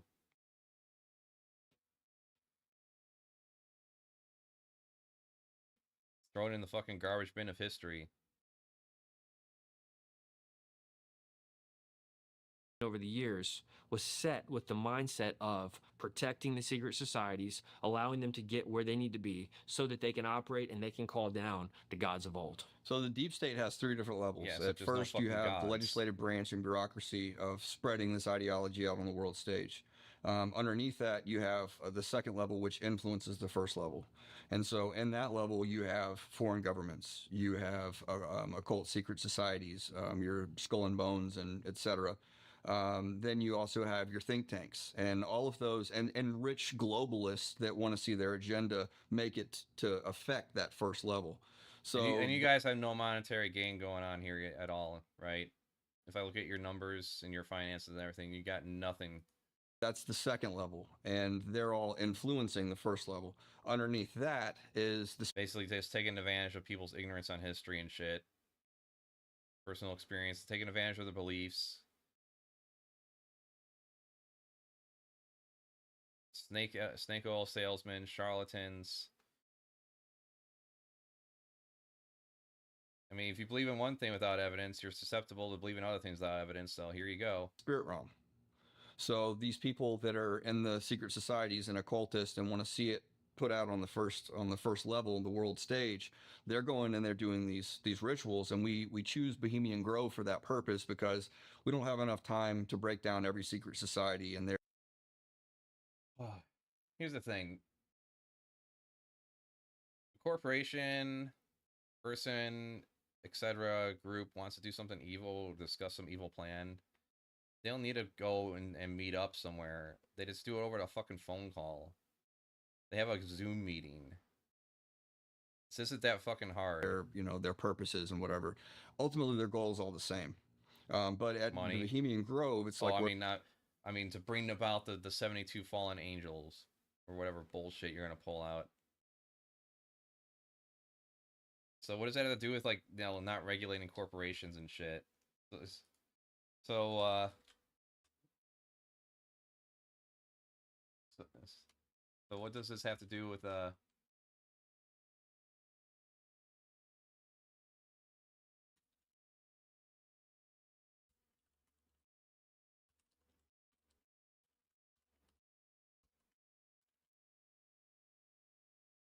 like DuPont?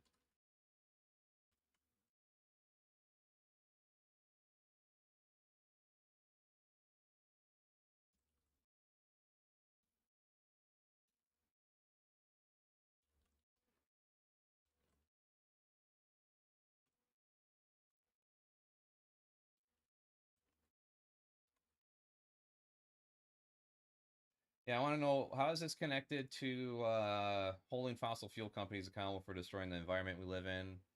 I want to know, how is it, oh boy. How is it connected to getting us to a living wage?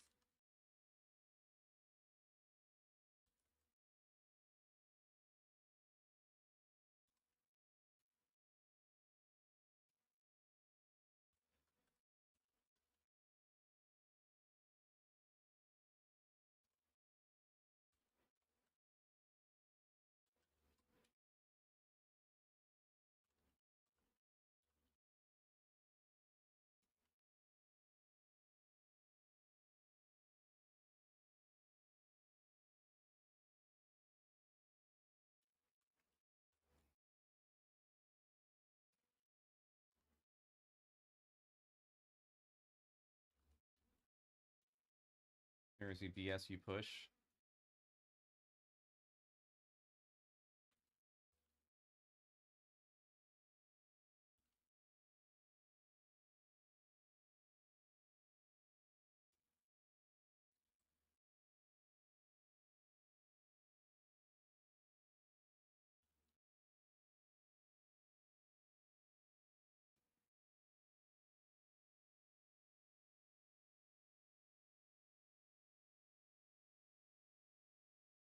I know these guys have no answers for me. The walls come down, that's where the ritual aspect of things come, and the third level of the deep state. So the third level is tapping into the spirit realm to be able to get your power and to be able to get your direction, and that influences.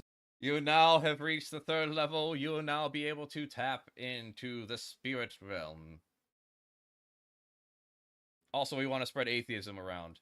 The second level, and that influences the first level, and that's how it goes across the world scene to be enacted. And ultimately, Luciferianism, Satanism, these rituals to tap into the other side to get their direction. This is. It's kind of like being a Christian. God gives us certain guidelines in his book. It's our basic instructions before leaving Earth. Yeah, who needs to know history when you could just read one book and claim you know everything about everything? Like a fucking arrogant piece of shit. Do you think God lets willfully stupid people into heaven? Do you think there's like an award waiting for them? Do these people think there's an award waiting for them when they are willfully ignorant of things?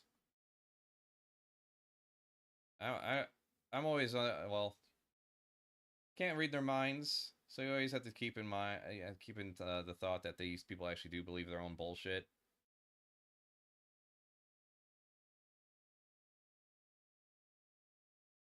Because it takes a lot of dedication to just believe in a lie and perpetuate that lie. So they probably do believe their own bullshit. Even if they didn't, though.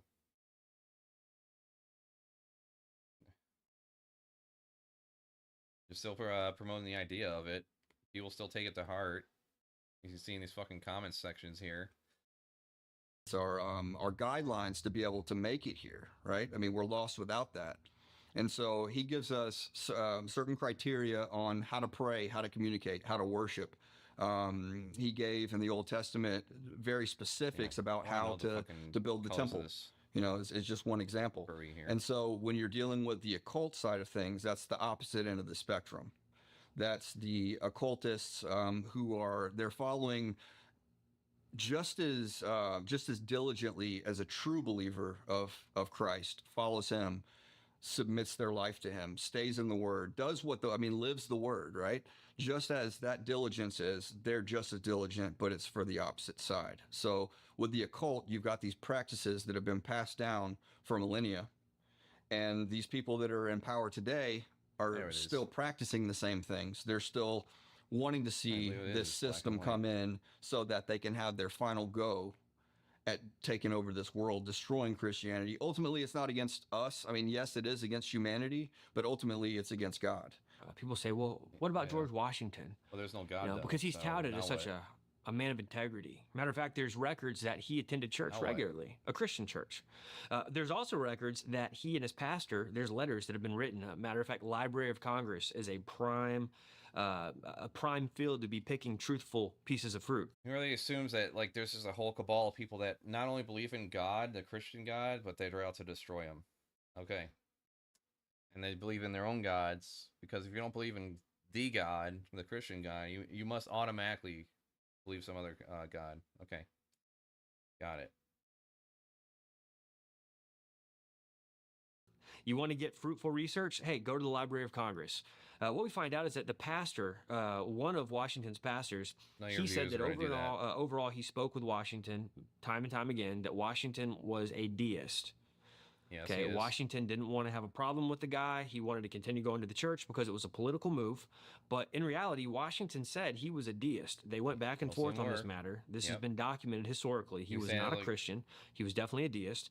Now, others will argue that Washington renounced the Masonic Lodge. Well, that's only a half-truth. Okay, he renounced the British Lodge. See, when he came over and started setting things up, like in this new era, if you will, he had to renounce the old to become part of the new. And so he was actually part of the Alexandrian Lodge. I forget the exact number of the lodge, but if you Google this, you're going to find out exactly which lodge Washington was a part of in Virginia. I think it might have been Lodge 122, but I forget. I don't want to quote that. But he renounced the British, joined on with the current lodge that was setting up in the New World. They were two separate systems. Now, they were very similar, but they were separate. Matter of fact, their idea was to come and set up a government here that was almost identical to the oligarchy that they left. See, most people don't realize that. They don't realize that Washington was part of a grand conspiracy to create basically a new oligarchy here, a government controlled by a few, and that's all historical. We have that now. It's called the fucking corporate elite.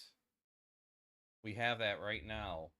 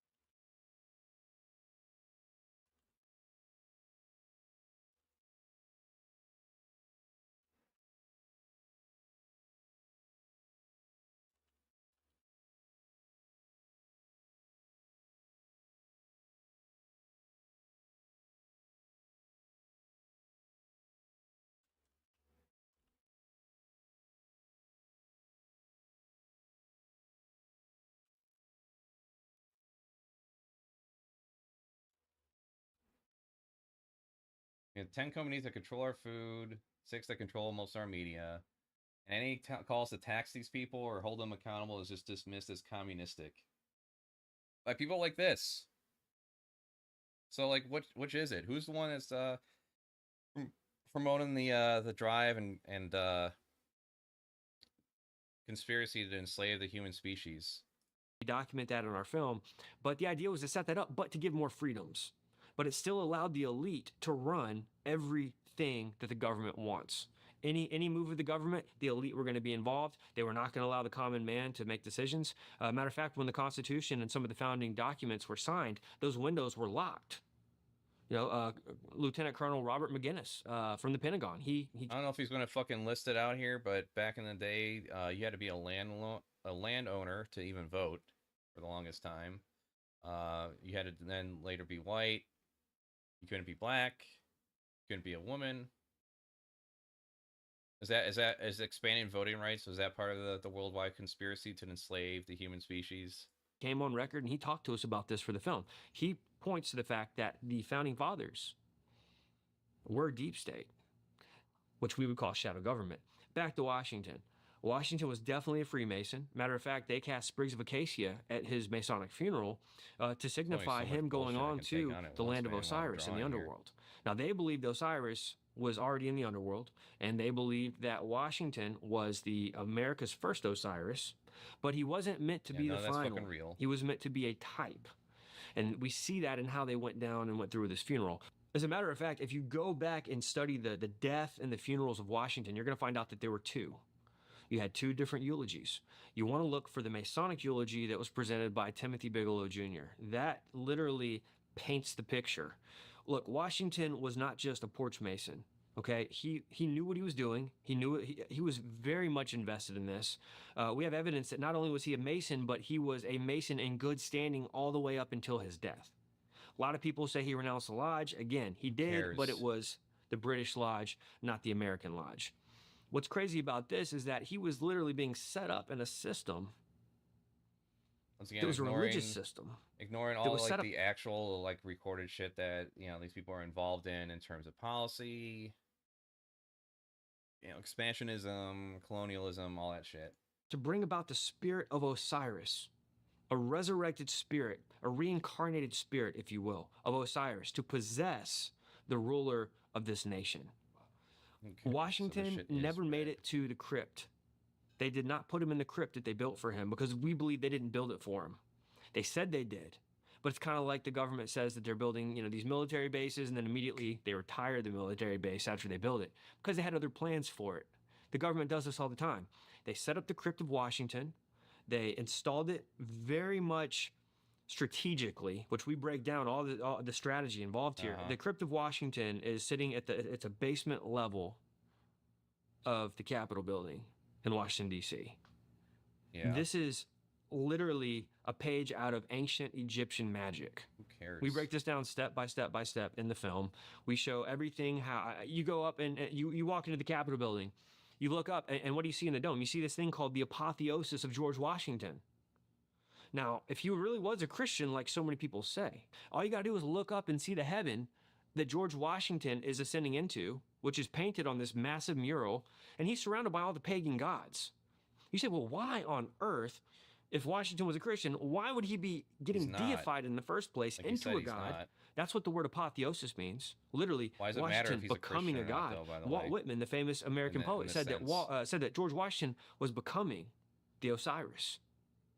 Now, pagan gods, what does this have to do with D.C.? Well, Thomas Jefferson literally designed this city to honor the old pantheon of pagan gods. This is on record as a... We don't believe in pagan gods. No one fucking does, for the most part. And even if they do, where's the fucking influence? What policies are implemented that are in line with pagan gods? Is it nothing? Library of Congress. People can investigate what's called the most approved plan. They literally built this city to pull a line from the Ghostbusters, how they talk about drawing down the power on these certain buildings, cursed buildings, buildings that are set up for drawing down occult power. The city of D.C. literally was built as a massive ritualistic chessboard to do public rituals en masse. So the Washington Monument, people like to go and look at it. Well, we already know these people Everybody are wants to see anti-trans it, and anti-queer. but they don't understand the history of it. But just the measurements alone should be enough to raise some question. It's 555 feet tall above ground, and the physics involved in order to keep it from falling over you have 111 feet inside the Earth. So you're ending up with a totality of 666 feet total from tip to base inside the Earth. But what's crazy about this is that in the base of it, they have inculcated the magic Apollonian square. Now, they believe that this square... I love how, like, all this shit that's, like, real, like the Iraq War, for instance, all backed by oil executives, you know, profiteered by fossil fuel industries. No. It's an ancient conspiracy involving pagan god worship. It's all part of the plan to make the one world government. Has a binding factor to it, that it can bind certain things.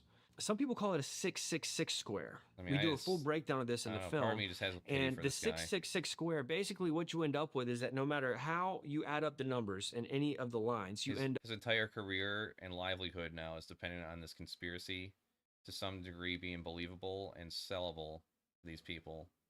So he'll never turn away from it. He's lost. He's gone. I'm not saying anyone should take any action. I'm not saying anyone should take any action. I'm just saying if he were to die tomorrow, the world would be a better place.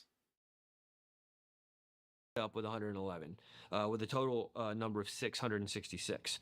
So what's crazy is that they believe it's a binding utility, but it also goes back to some prophecies about the resurrection of Apollo. Now, the same entity that we would call Apollo, like, others you know, call... If I hear one day that he gets, like, hit by a bus, or he's, like, riding around in his fucking Tesla, which I'm confident he probably has something of that degree, or any vehicle, and he dies in a fucking car fire, I'd be like, good. Fucking good. Cyrus. So there's a connection there. Apollo... And obviously, and once again, I'm not saying to take any action, because it would be useless. All would happen is someone would take his place. I'm just saying, when his end comes, when he suffers like a fucking stroke, I ain't going to shed a fucking tear. And Apollo and Osiris are the same entity. It's just from two different parts of the world. People can go back and look into the Sibylline prophecies. They can understand that this is a very real connection. The Masonic Lodge has that same 666 square in the skylight of their ritual chamber, which we show in the film, surrounded by the 33rd degree Freemasonic emblems of ISIS. And what's crazy is that directly beneath that 666 square, you have their altar with the holy books, including the Bible. They believe that by putting the Bible underneath this square, that it's binding the power and influence of the Word of God. But it doesn't stop there. There's a secret Bible bound in the testes of the Washington Monument. This Bible was what Dan Brown called the lost symbol. See, people have no idea how these books and this pop culture, such as Dan Brown and others, how they're conditioning us to what's really going on. They're pre-programming us to accept these things. Not you though. You're not susceptible to it, huh? You're mentally beyond it. The Dan Brown lost symbol was a Bible, a Masonic Bible, that's bound in the testes of the Washington Monument beneath a 12-foot mini obelisk.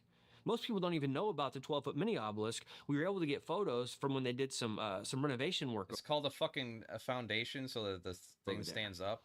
Matter of fact, Atlas Obscura got their hands on the photos, and that's where we first heard about the 12-foot obelisk. No one else knew about it. If you look down at the base of the main obelisk, you have what looks like a sewage hole, a manhole with a metal cover. You pull that thing up, which you can't, but they did, and we got footage of all of this. They pulled it up, and sure enough, you've got a 12-foot mini obelisk. 12 is a mockery of the number of disciples of Jesus Christ. It's also in the occult world. That's the number of the perfect government that they believe that's going to be set up in the Novus Ordo Seclorum. It could just be a good, sellable number. Then, top 12, top 10, psychologically satisfying number. Marketing decision. Now, what is the Novus Ordo Seclorum? That is Latin for the new order of the ages. Anybody that carries around a dollar bill in their pocket, pull it out, you'll see the pyramid, you'll see the Novus Ordo. Yeah, get rid of your money then. You can give it to me. Your money's the Illuminati. Give it to me. Give it to me instead. I'll take care of it. I'll be Amish. That was what this was all about. The founders of this nation knew that this was the land prophesied by the old mystics. They wanted to resurrect their old gods right here on this land, and they knew for a fact that this would be the continent that was going to lead the world in this Novus Ordo Seclorum. I definitely believe that rituals are utilized to obtain technology. You know, we do a whole breakdown in our film Hollow Earth Chronicles I'm sure you about how do. the Nazis had this secret group of women known as the Vril Maidens, and they would embark on seances, and in those seances, they would begin to automatic write, and they would get information in other languages. Matter of fact, the blueprints given to the Yeah. Did any Nazis of that work? did not for the bell. The Nazis had this craft called the bell, or the Die Glocke. That information did not just get given to one person. Man, this D&D campaign has really gone off the rails. Jesus. Got, you know, space Nazis and Hollow Earth theory going on, and secret cabals taking over the planet. Fuck. It actually got given in two separate events in two separate languages. It was years later that they decoded those languages and realized it was all one document, and it was the blueprints for what they believed to be some type of a time machine UFO. Some believe it was a time machine, some believe it was just a flying craft. But yeah, I believe the technology is oftentimes given through satanic rituals and seances. What? Was that how we got the computer? You know, Gay Man helped, you know, crack the code that led to like the modern computer today. So, is your computer But satanic? what I see more is the power and the atmosphere. Satan often gives technology. Okay. Through ritual, huh? So we got. Man, I'm so glad I watched the rest of this. Atmospheric shifts I that are endured the taking suffering place just through for these some good shit rituals here. that are changing the course of the direction of America. Nazi time Bohemian machines. Grove has the massive ritual that takes place out there on a yearly basis. And this was blown open by Alex Jones. I'm sure a lot of your viewers have seen the dark secrets inside Bohemian Grove. We use a little clip documenting his interview with David Gergen. We chose the David Gergen Street interview to validate, to show that Bohemian Grove is real, to show the secrecy involved in the participants that are members there, and also to show that the ritual is in fact true, that people participate in this. And this is the... Yeah, that is true. There's a ritual where like they burn an effigy is supposed to represent like their worries or some shit. So who cares? Like there's so many fucking problems, and like you can't even find it. 37-hour drive. But you know, now price. There's a price tag. I think it's like 35 grand. Oh, it's less than that. Invitations from existing members. Okay. Prospective member usually needs several invitations from existing members and then pays a $25,000 initiation fee and yearly dues. So there you go. Practically, it is practically all open up to anyone as long as you know someone that goes there.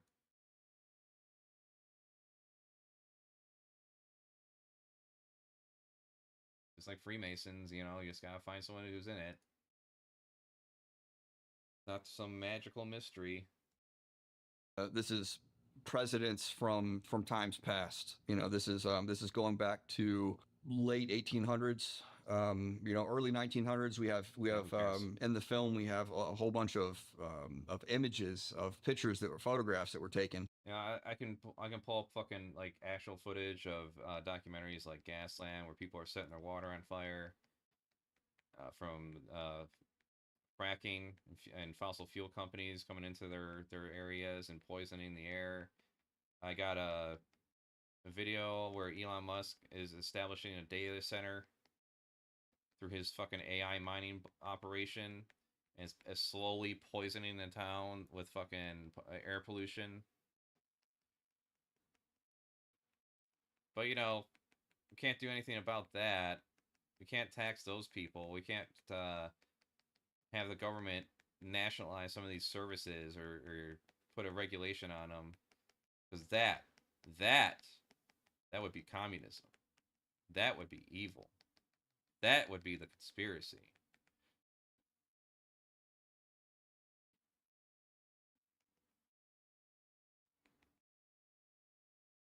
Oh boy. You know, part of me is leaving these comments just so like other people can see them. You know, let's start a thing here.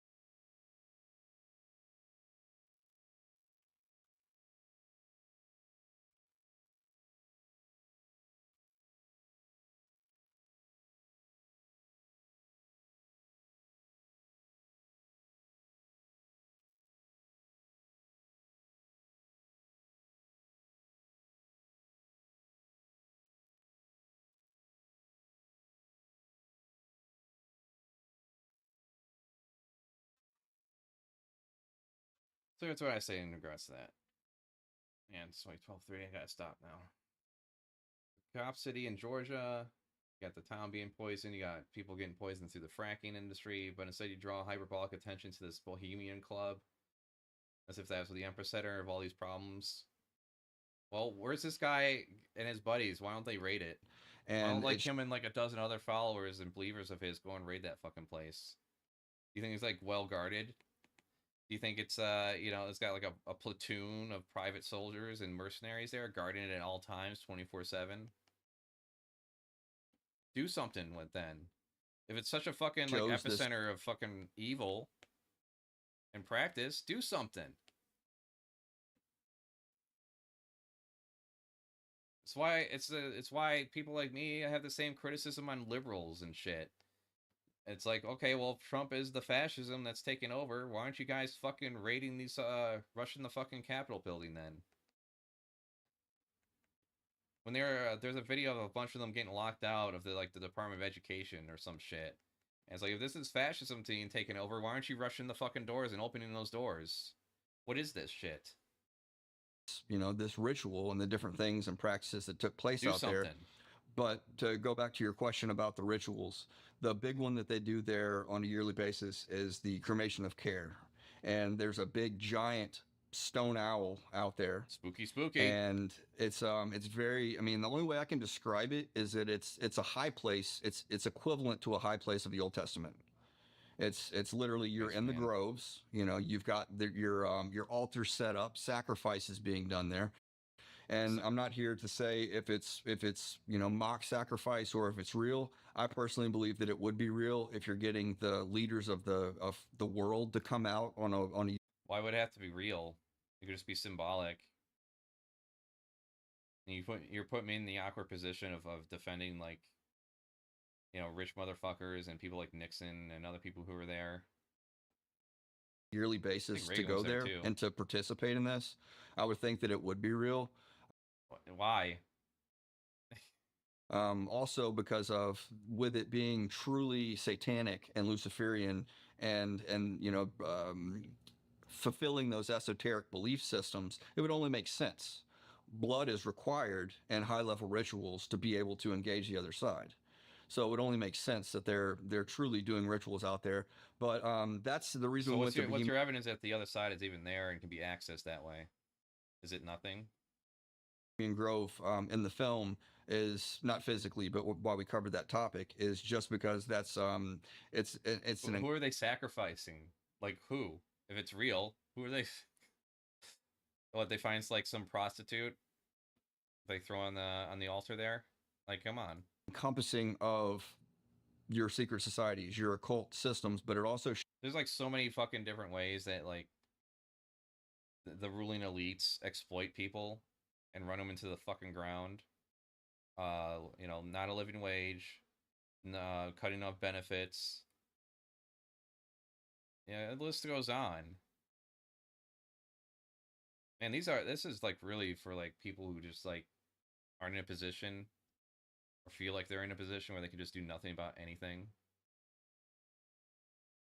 It makes them feel special, I guess.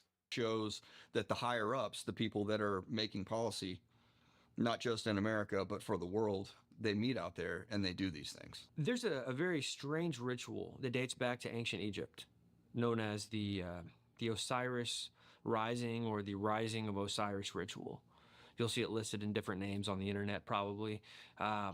Osiris, he had a conspirator named Set, and Set wanted to do away with Osiris. So he had him cut up into 14 pieces. Now his body's cut up into 14 pieces. It gets thrown into the Nile River. Yeah. And Isis, of course, isn't happy about this. Isis tries to collect all the pieces up, and she's only able to find 13 pieces. Nice. So she fashions together those 13 pieces to form a more perfect union, which is the framework of our 13 colonies, a more perfect union, based off of the myth of Osiris. Now that's showing Egyptian magic even in the framework and the fabric of our foundation, right? It's not an accident that they brought together 13 colonies to form a more perfect union. That was all by design. It was all manufactured. But what's crazy is that she fashions together these 13 pieces, but guess what piece is So missing? you plan on giving back that land then? His genitals. So what do? They set up this ritual. That's what the obelisk is, by the way. The obelisk represents the 14th piece that they couldn't find. It is literally a phallic symbol. You find it in the Vatican. You find it in ancient Egypt. You find it here in the States. You find it all over cemeteries. You find it all over the Masonic lodges. It represents the phallic, the male sex organ of Osiris. Okay. And they believe by setting up this ritual, now it's all a recreation of the original ritual that took place between Isis and the 13 pieces of Osiris, which we break down the full ritual in the film. Tom Horn breaks it down right there in the mall area of DC, right between the Washington Monument and the Dome of Isis, which is the Capitol building. Now, this is fascinating because the original ritual had to take place between in a courtyard, between a dome and an obelisk. Putting those two together like that creates a power generator, literally a generator for this ritual. And the idea is that the seed of Osiris, the seed, is going to come up and emit out of the phallic symbol, which is the Washington Monument, and it's going to take over whoever our president is. Now, this sounds crazy, but think about this. Because it is. In ancient Egypt, what had happened was the pharaoh would go through this ritual. He would enter in a man, and he would exit the ritual a god. That was their belief. And they believed that their pharaoh was literally the embodiment of Osiris because of that ritual. They were calling him up out of the underworld. So what we have in America is this same ritual, basically. These guys are the fucking reptilians. Hearing them say wrong shit all the time.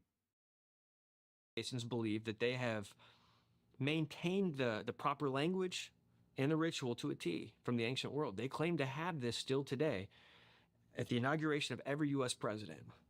The president is up there, right there between the dome and the obelisk, right there in that power generator, and right around the corner at the Herodome, which is what they call the Masonic Mecca of the world, literally. The Herodome is this temple, this massive, crazy temple in D.C. They are up there beneath that magic square we were talking about, that magic 666 square, binding the influence and the power of the Word of God. They believe they're binding the power of the Bible while they do this ritual.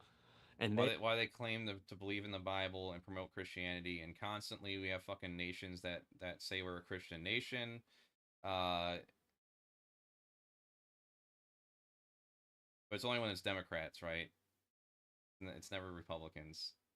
They are literally doing the raising of Osiris ritual while the presidential inauguration happens at every election. And they are literally calling on the spirit of Osiris to raise up, or Apollo, however you want to slice it, to come out of the underworld and to possess the president. So the president, the president-elect walks into this ritual of man. So how did Trump avoid it? Did Trump avoid it then? How do you know?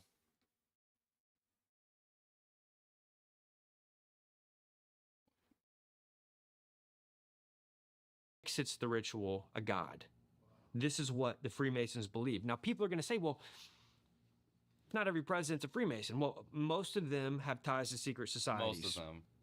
But they're not all conscious of the ritual. Doesn't matter. This ritual takes place every inauguration. The Freemasons hold to this. Here's one thing I want to point out about this. The ritual that takes place there, it's been going on now since the beginning, to our knowledge, since the beginning of this nation being set up. Uh-huh. They believe that it's going to stick eventually. See, they don't know which eventually, we'll just keep doing it and it'll work. Just like we keep claiming there's going to be the end of the world. President is going to be the final Osiris. Now, they believed in the foundation of this nation that Washington was a type. He was the first Osiris. Technically, every president in their eyes is an Osiris. But the crazy thing is that not every time the ritual is going to stick. They have to keep doing it until it actually sticks, and they get that one that they've been waiting for. Man, it's fucking exhausting. There's only so much bullshit I can withstand. This is kind of like when we talk about Babylon working. How many years, was Jack Parsons and L. Ron Hubbard working in the desert trying to get this ritual to stick? They do this at the inauguration of every U.S. president because they believe there is going to come a time in a president that will be the one. He will be the one, and they will go through this ritual when his body lies in state in the Capitol Dome. I believe they're going to do this ritual. Who's they? And that final raising ritual, that's going to be the one that's going to stick. I don't believe it. Who's they? At this point, we got to know who they are. It's going to stick when they're doing it at an inauguration. The real one's going to take place when this Antichrist man dies. They lay him in state in the Capitol building beneath the 72 pentagrams and the apotheosis of George Washington. What's going to make him so special? And that's not it. There's so much more numerology about the Capitol building and the 13 statues and the statutory hall. But I believe that's the real ritual. That's the one where he's going to raise, where the spirit of Osiris, which the Bible talks about this Apollyon coming up from the bottomless pit. When you visit DC, it feels like you're walking through Rome with all the architecture and all the pagan idols and the statues, the monuments, even down to, and Justin mentioned this about the Roman Pantheon being recreated and shepherded by Thomas Jefferson. Jefferson wanted to see reconstructed pagan temples to the old gods. He wanted that to be what you see. That's when you're walking down DC, this is what you're going to see, and he was successful in that. Being raised to think that America was built as a Christian nation, you would expect to see crosses. You would expect to see statues of apostles. No. I don't know. I want that shit That's just what I have in my mind. If you're going to go, you're going to see some representation of that, and you don't see any of that there. Like, it really feels like you're walking in Rome, because you've got all of the structures that are there and the statues and of the deities and what have you. And so with DC, it was set up specifically for that purpose, to pay homage to these pagan gods and goddesses. That should be a red flag for many people. But to look at the structure of it, the way that they set up things. A weird Christian nationalist that thinks that Christianity is the only religion that should exist. What the fuck's wrong with you? What mental condition do you have that makes you this fucking stupid? On purpose. You can look at it, and everybody knows about the pentagrams, and a lot of people will look down and say, even with the pentagram that's on the street layout, they'll look at it and they'll say, oh, well, it's not a complete pentagram because it's missing a leg. Well, if you do any research on that, you'll actually find out that that's even a more powerful pentagram in the occult than a complete one is. That's even a more powerful pentagram. So with that set up there, so you take off one of the pentagrams, it increases its power, because that's how magic works. It's magic, you see. Here's a guy doing artwork right now on a fucking monster that doesn't exist in any capacity, in any reality. I'm fucking like cartoon brain to the point where it's just like, I love my like fantasy sci-fi settings and indulging in my imagination in every fucking which way to the point of eroticism. And I have my fucking feet out and more grounded on reality than this fucker does. Whole the layout of the streets and the roads and the buildings being charged, being set up for the pagan gods and goddesses, it's done for a specific purpose, to be able to harness power and give direction. The purpose behind it is actually for rituals, for ritual purposes, to be able to harness the power of Osiris, for example, as we talked about with the inauguration of every U.S. president, and calling down that, or calling. I want to know what part of desegregation was like, how desegregation.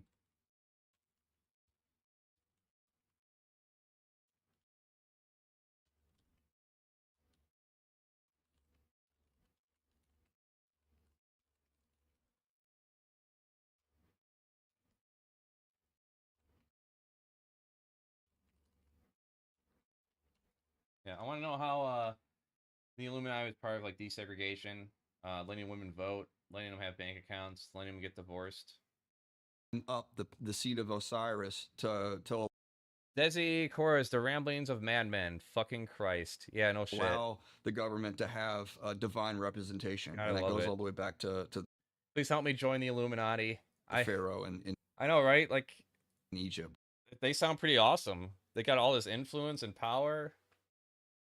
I mean, Bohemian Grove has a $25,000 entry fee. I mean, we could all like, maybe we can like crowdfund it, do like Kickstarter. Send us to the Bohemian Grove Grove ritual. We got to find someone that actually goes there to get like an invitation. But hey, you know, one step is getting the money. You got the money? Boom. You know, get a little extra on the side. You know, pay for find someone that knows a guy. You know, find someone that knows someone. We can look up past, you know, Bohemian Grove attendees and find some people that are descendants of them and like, hey, do you know, are you part of this ritual too? Cool, we want to get in there. Crowdfund it, man. Interesting. I had somebody send me a video I want to, you know, lightning striking. I want to go through the whole thing here. I don't care. The Washington Monument. We only got 10 minutes, less than Just 10 here minutes recently. left. 6 minutes. It was a big deal. I don't think it did any damage. I don't know. I didn't really look into it. But the video that I saw, and I suggest somebody, you know, everybody look into this. Look at the video of the recent Washington Monument getting struck by lightning. That's what they're calling it, by the way. All I could think about was, this looks like a massive ritual is happening right That's what they are calling it. now. Like, this doesn't just look like lightning striking something. This looks like some Ghostbusters satanic ritual taking place, drawing down the power. I'm not saying that's what was going on, but that's the first thing that crossed my mind. I'm not saying that's what's going on, but that's what crossed my mind. I mean, it looks like a satanic ritual going on here. A big fucking phallic statue getting struck by lightning, being one of the tallest buildings in that general area where a thunderstorm might happen. As I saw, I'm sure there's not a whole collection of videos of that happening. All this video footage. So I think that it's possible that, you know, everything going on right now, we're really starting to reevaluate how things are going to look in the end times because of all the things happening, all the propaganda. I don't know if you're here for some of the other things here this fucking video went over, but it's basically saying like there was no problems with black people back in the 1920s, you know, until like the NAACP was formed. There was no problem with anti-Semitism until the ADL was formed. Like, none of that shit was a problem. And going on right now with this whole coronavirus scare, it's changing the way. All right, now, the whole coronavirus scare, yep, it's happening right now. What about the Spanish flu? Once again, you know, this shit is so easily defeated once you just like start giving a shit about history. And I have to admit, like maybe 15 years ago, maybe even 10 years ago, this would have been a little more intriguing. I mean, if they took all the Christian bits out. I mean, Christianity was already a red flag for me when I was like 22.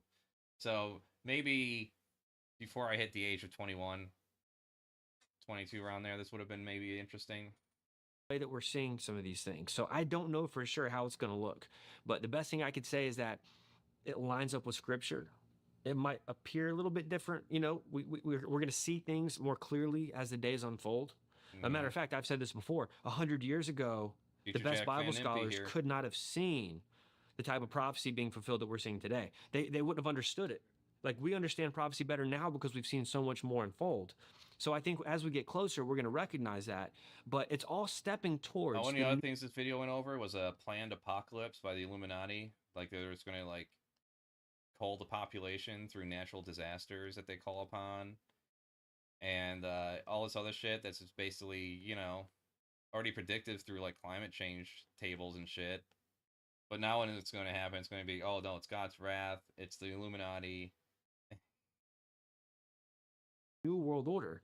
They want the New World Order, and the New World Order is actually seen as a good thing in their eyes. They see it as spreading the democratic commonwealth everywhere. They see it as bringing about that old form of supernatural government in the occult world and setting that up for the New World so that we can all live under this new Atlantis.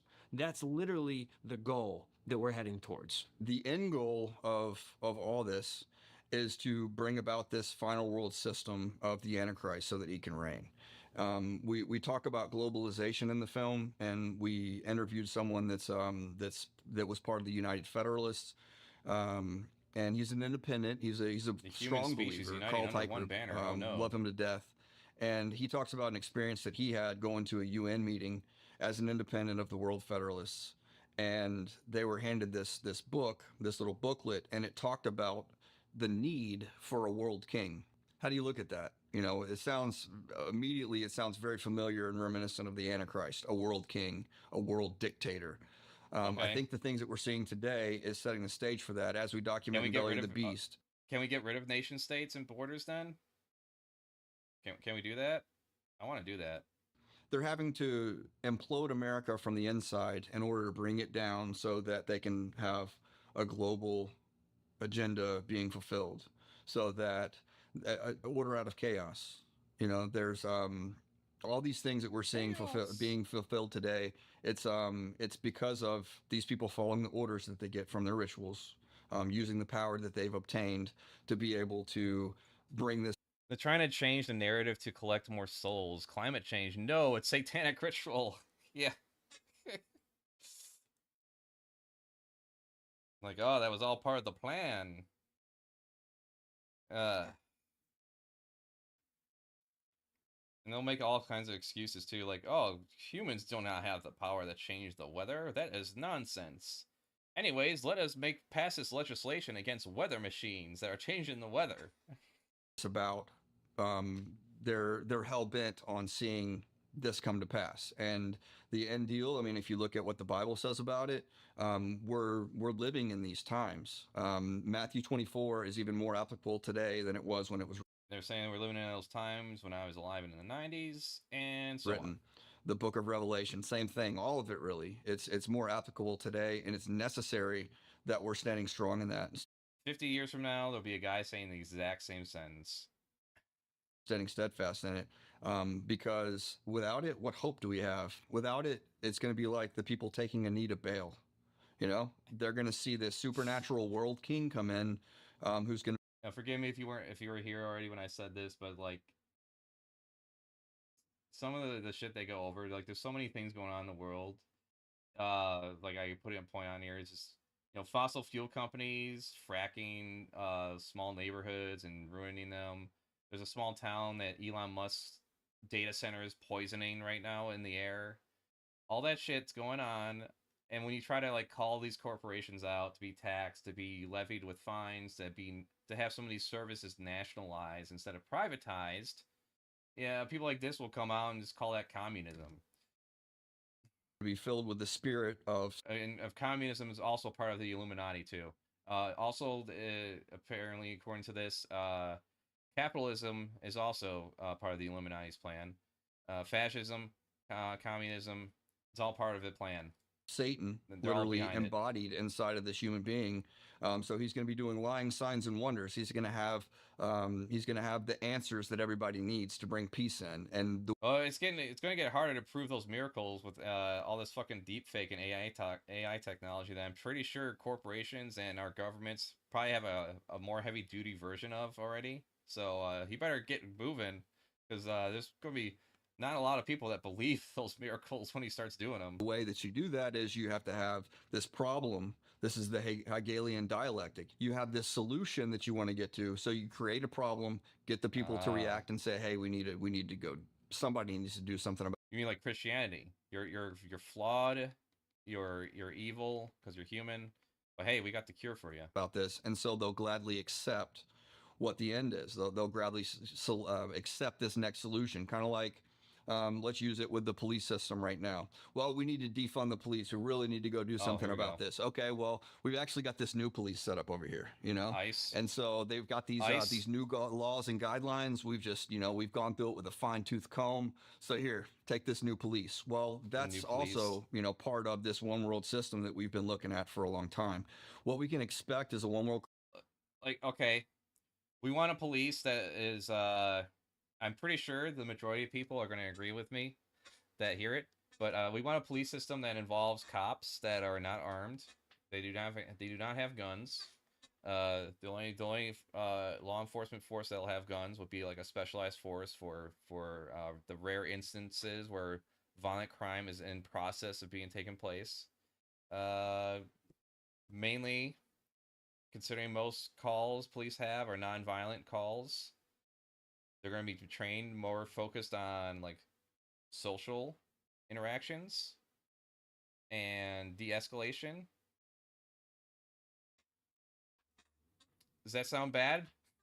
I don't know. Currency. We're seeing the economic system just go to crap because middle class or middle America has not been able to work. We're seeing the implosion. Not been able to work.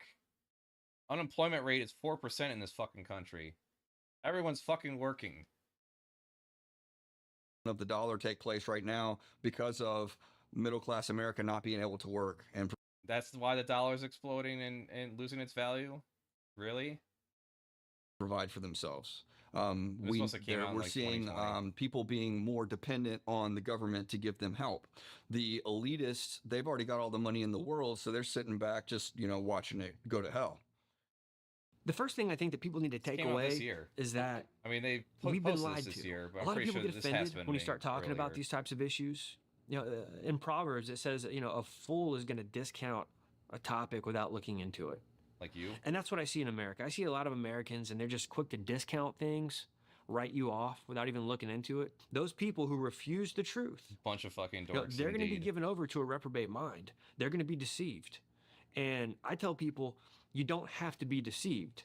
We're living in an age of technology. We're living in an age of information. We can just go to the Library of Congress.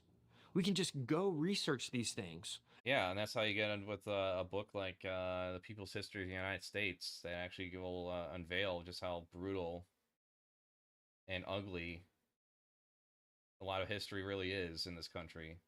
And so I tell people, take from this film real information, let it change your paradigm if need be, and move forward without having scales on your eyes. Look, we don't know how much time we have on this earth, but we do know that Jesus is going to return. When he does, we need to make sure that we're in good standing with him. We need to make sure that we are not deceived by this global scheme of the... What's so important? No, finish it off. And move forward without having scales on your eyes. Look, we don't know how much time we have on this earth, but we do know that Jesus is going to return. When he does, we need to make sure that we're in good standing with him. We need to make sure that we are not deceived by this global scheme of the Antichrist. Boy. Hidden History, the movie. Man, if there was a Jesus that returns, he'll probably come after people like you first.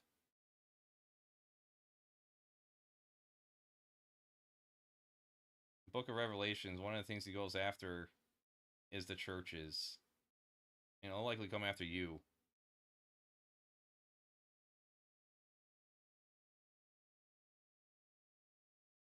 I can probably sum it up pretty easily, what I just witnessed. It's just ignoring history, ignoring the actual living conditions in this country. Pretending the players that be aren't like out in the open, naked for all to see. Your Jeff Bezoses, your Bill Gates, your Elon Musk. They're all right there, operating right out in the open. Trump, Biden, Kamala, all those people. I'm not going to pretend like Kamala would have changed the world or anything, but I'm pretty certain she would have been a pinch better than Trump in terms of social issues, at least. Economic, probably not.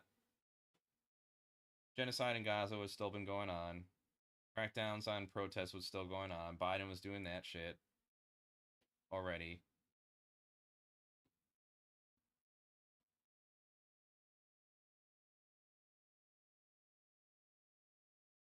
What a bunch of crap. Well, that was fun. I gotta get ready for Squigs to do a game stream over here on Pause Off. So it's time to take a break. And yeah, he'll be on here in about 30 minutes. Desi, Corvos, Ahmad, Hamza Khan, guys, it's me. Thanks for coming by. Let's all join the Illuminati together.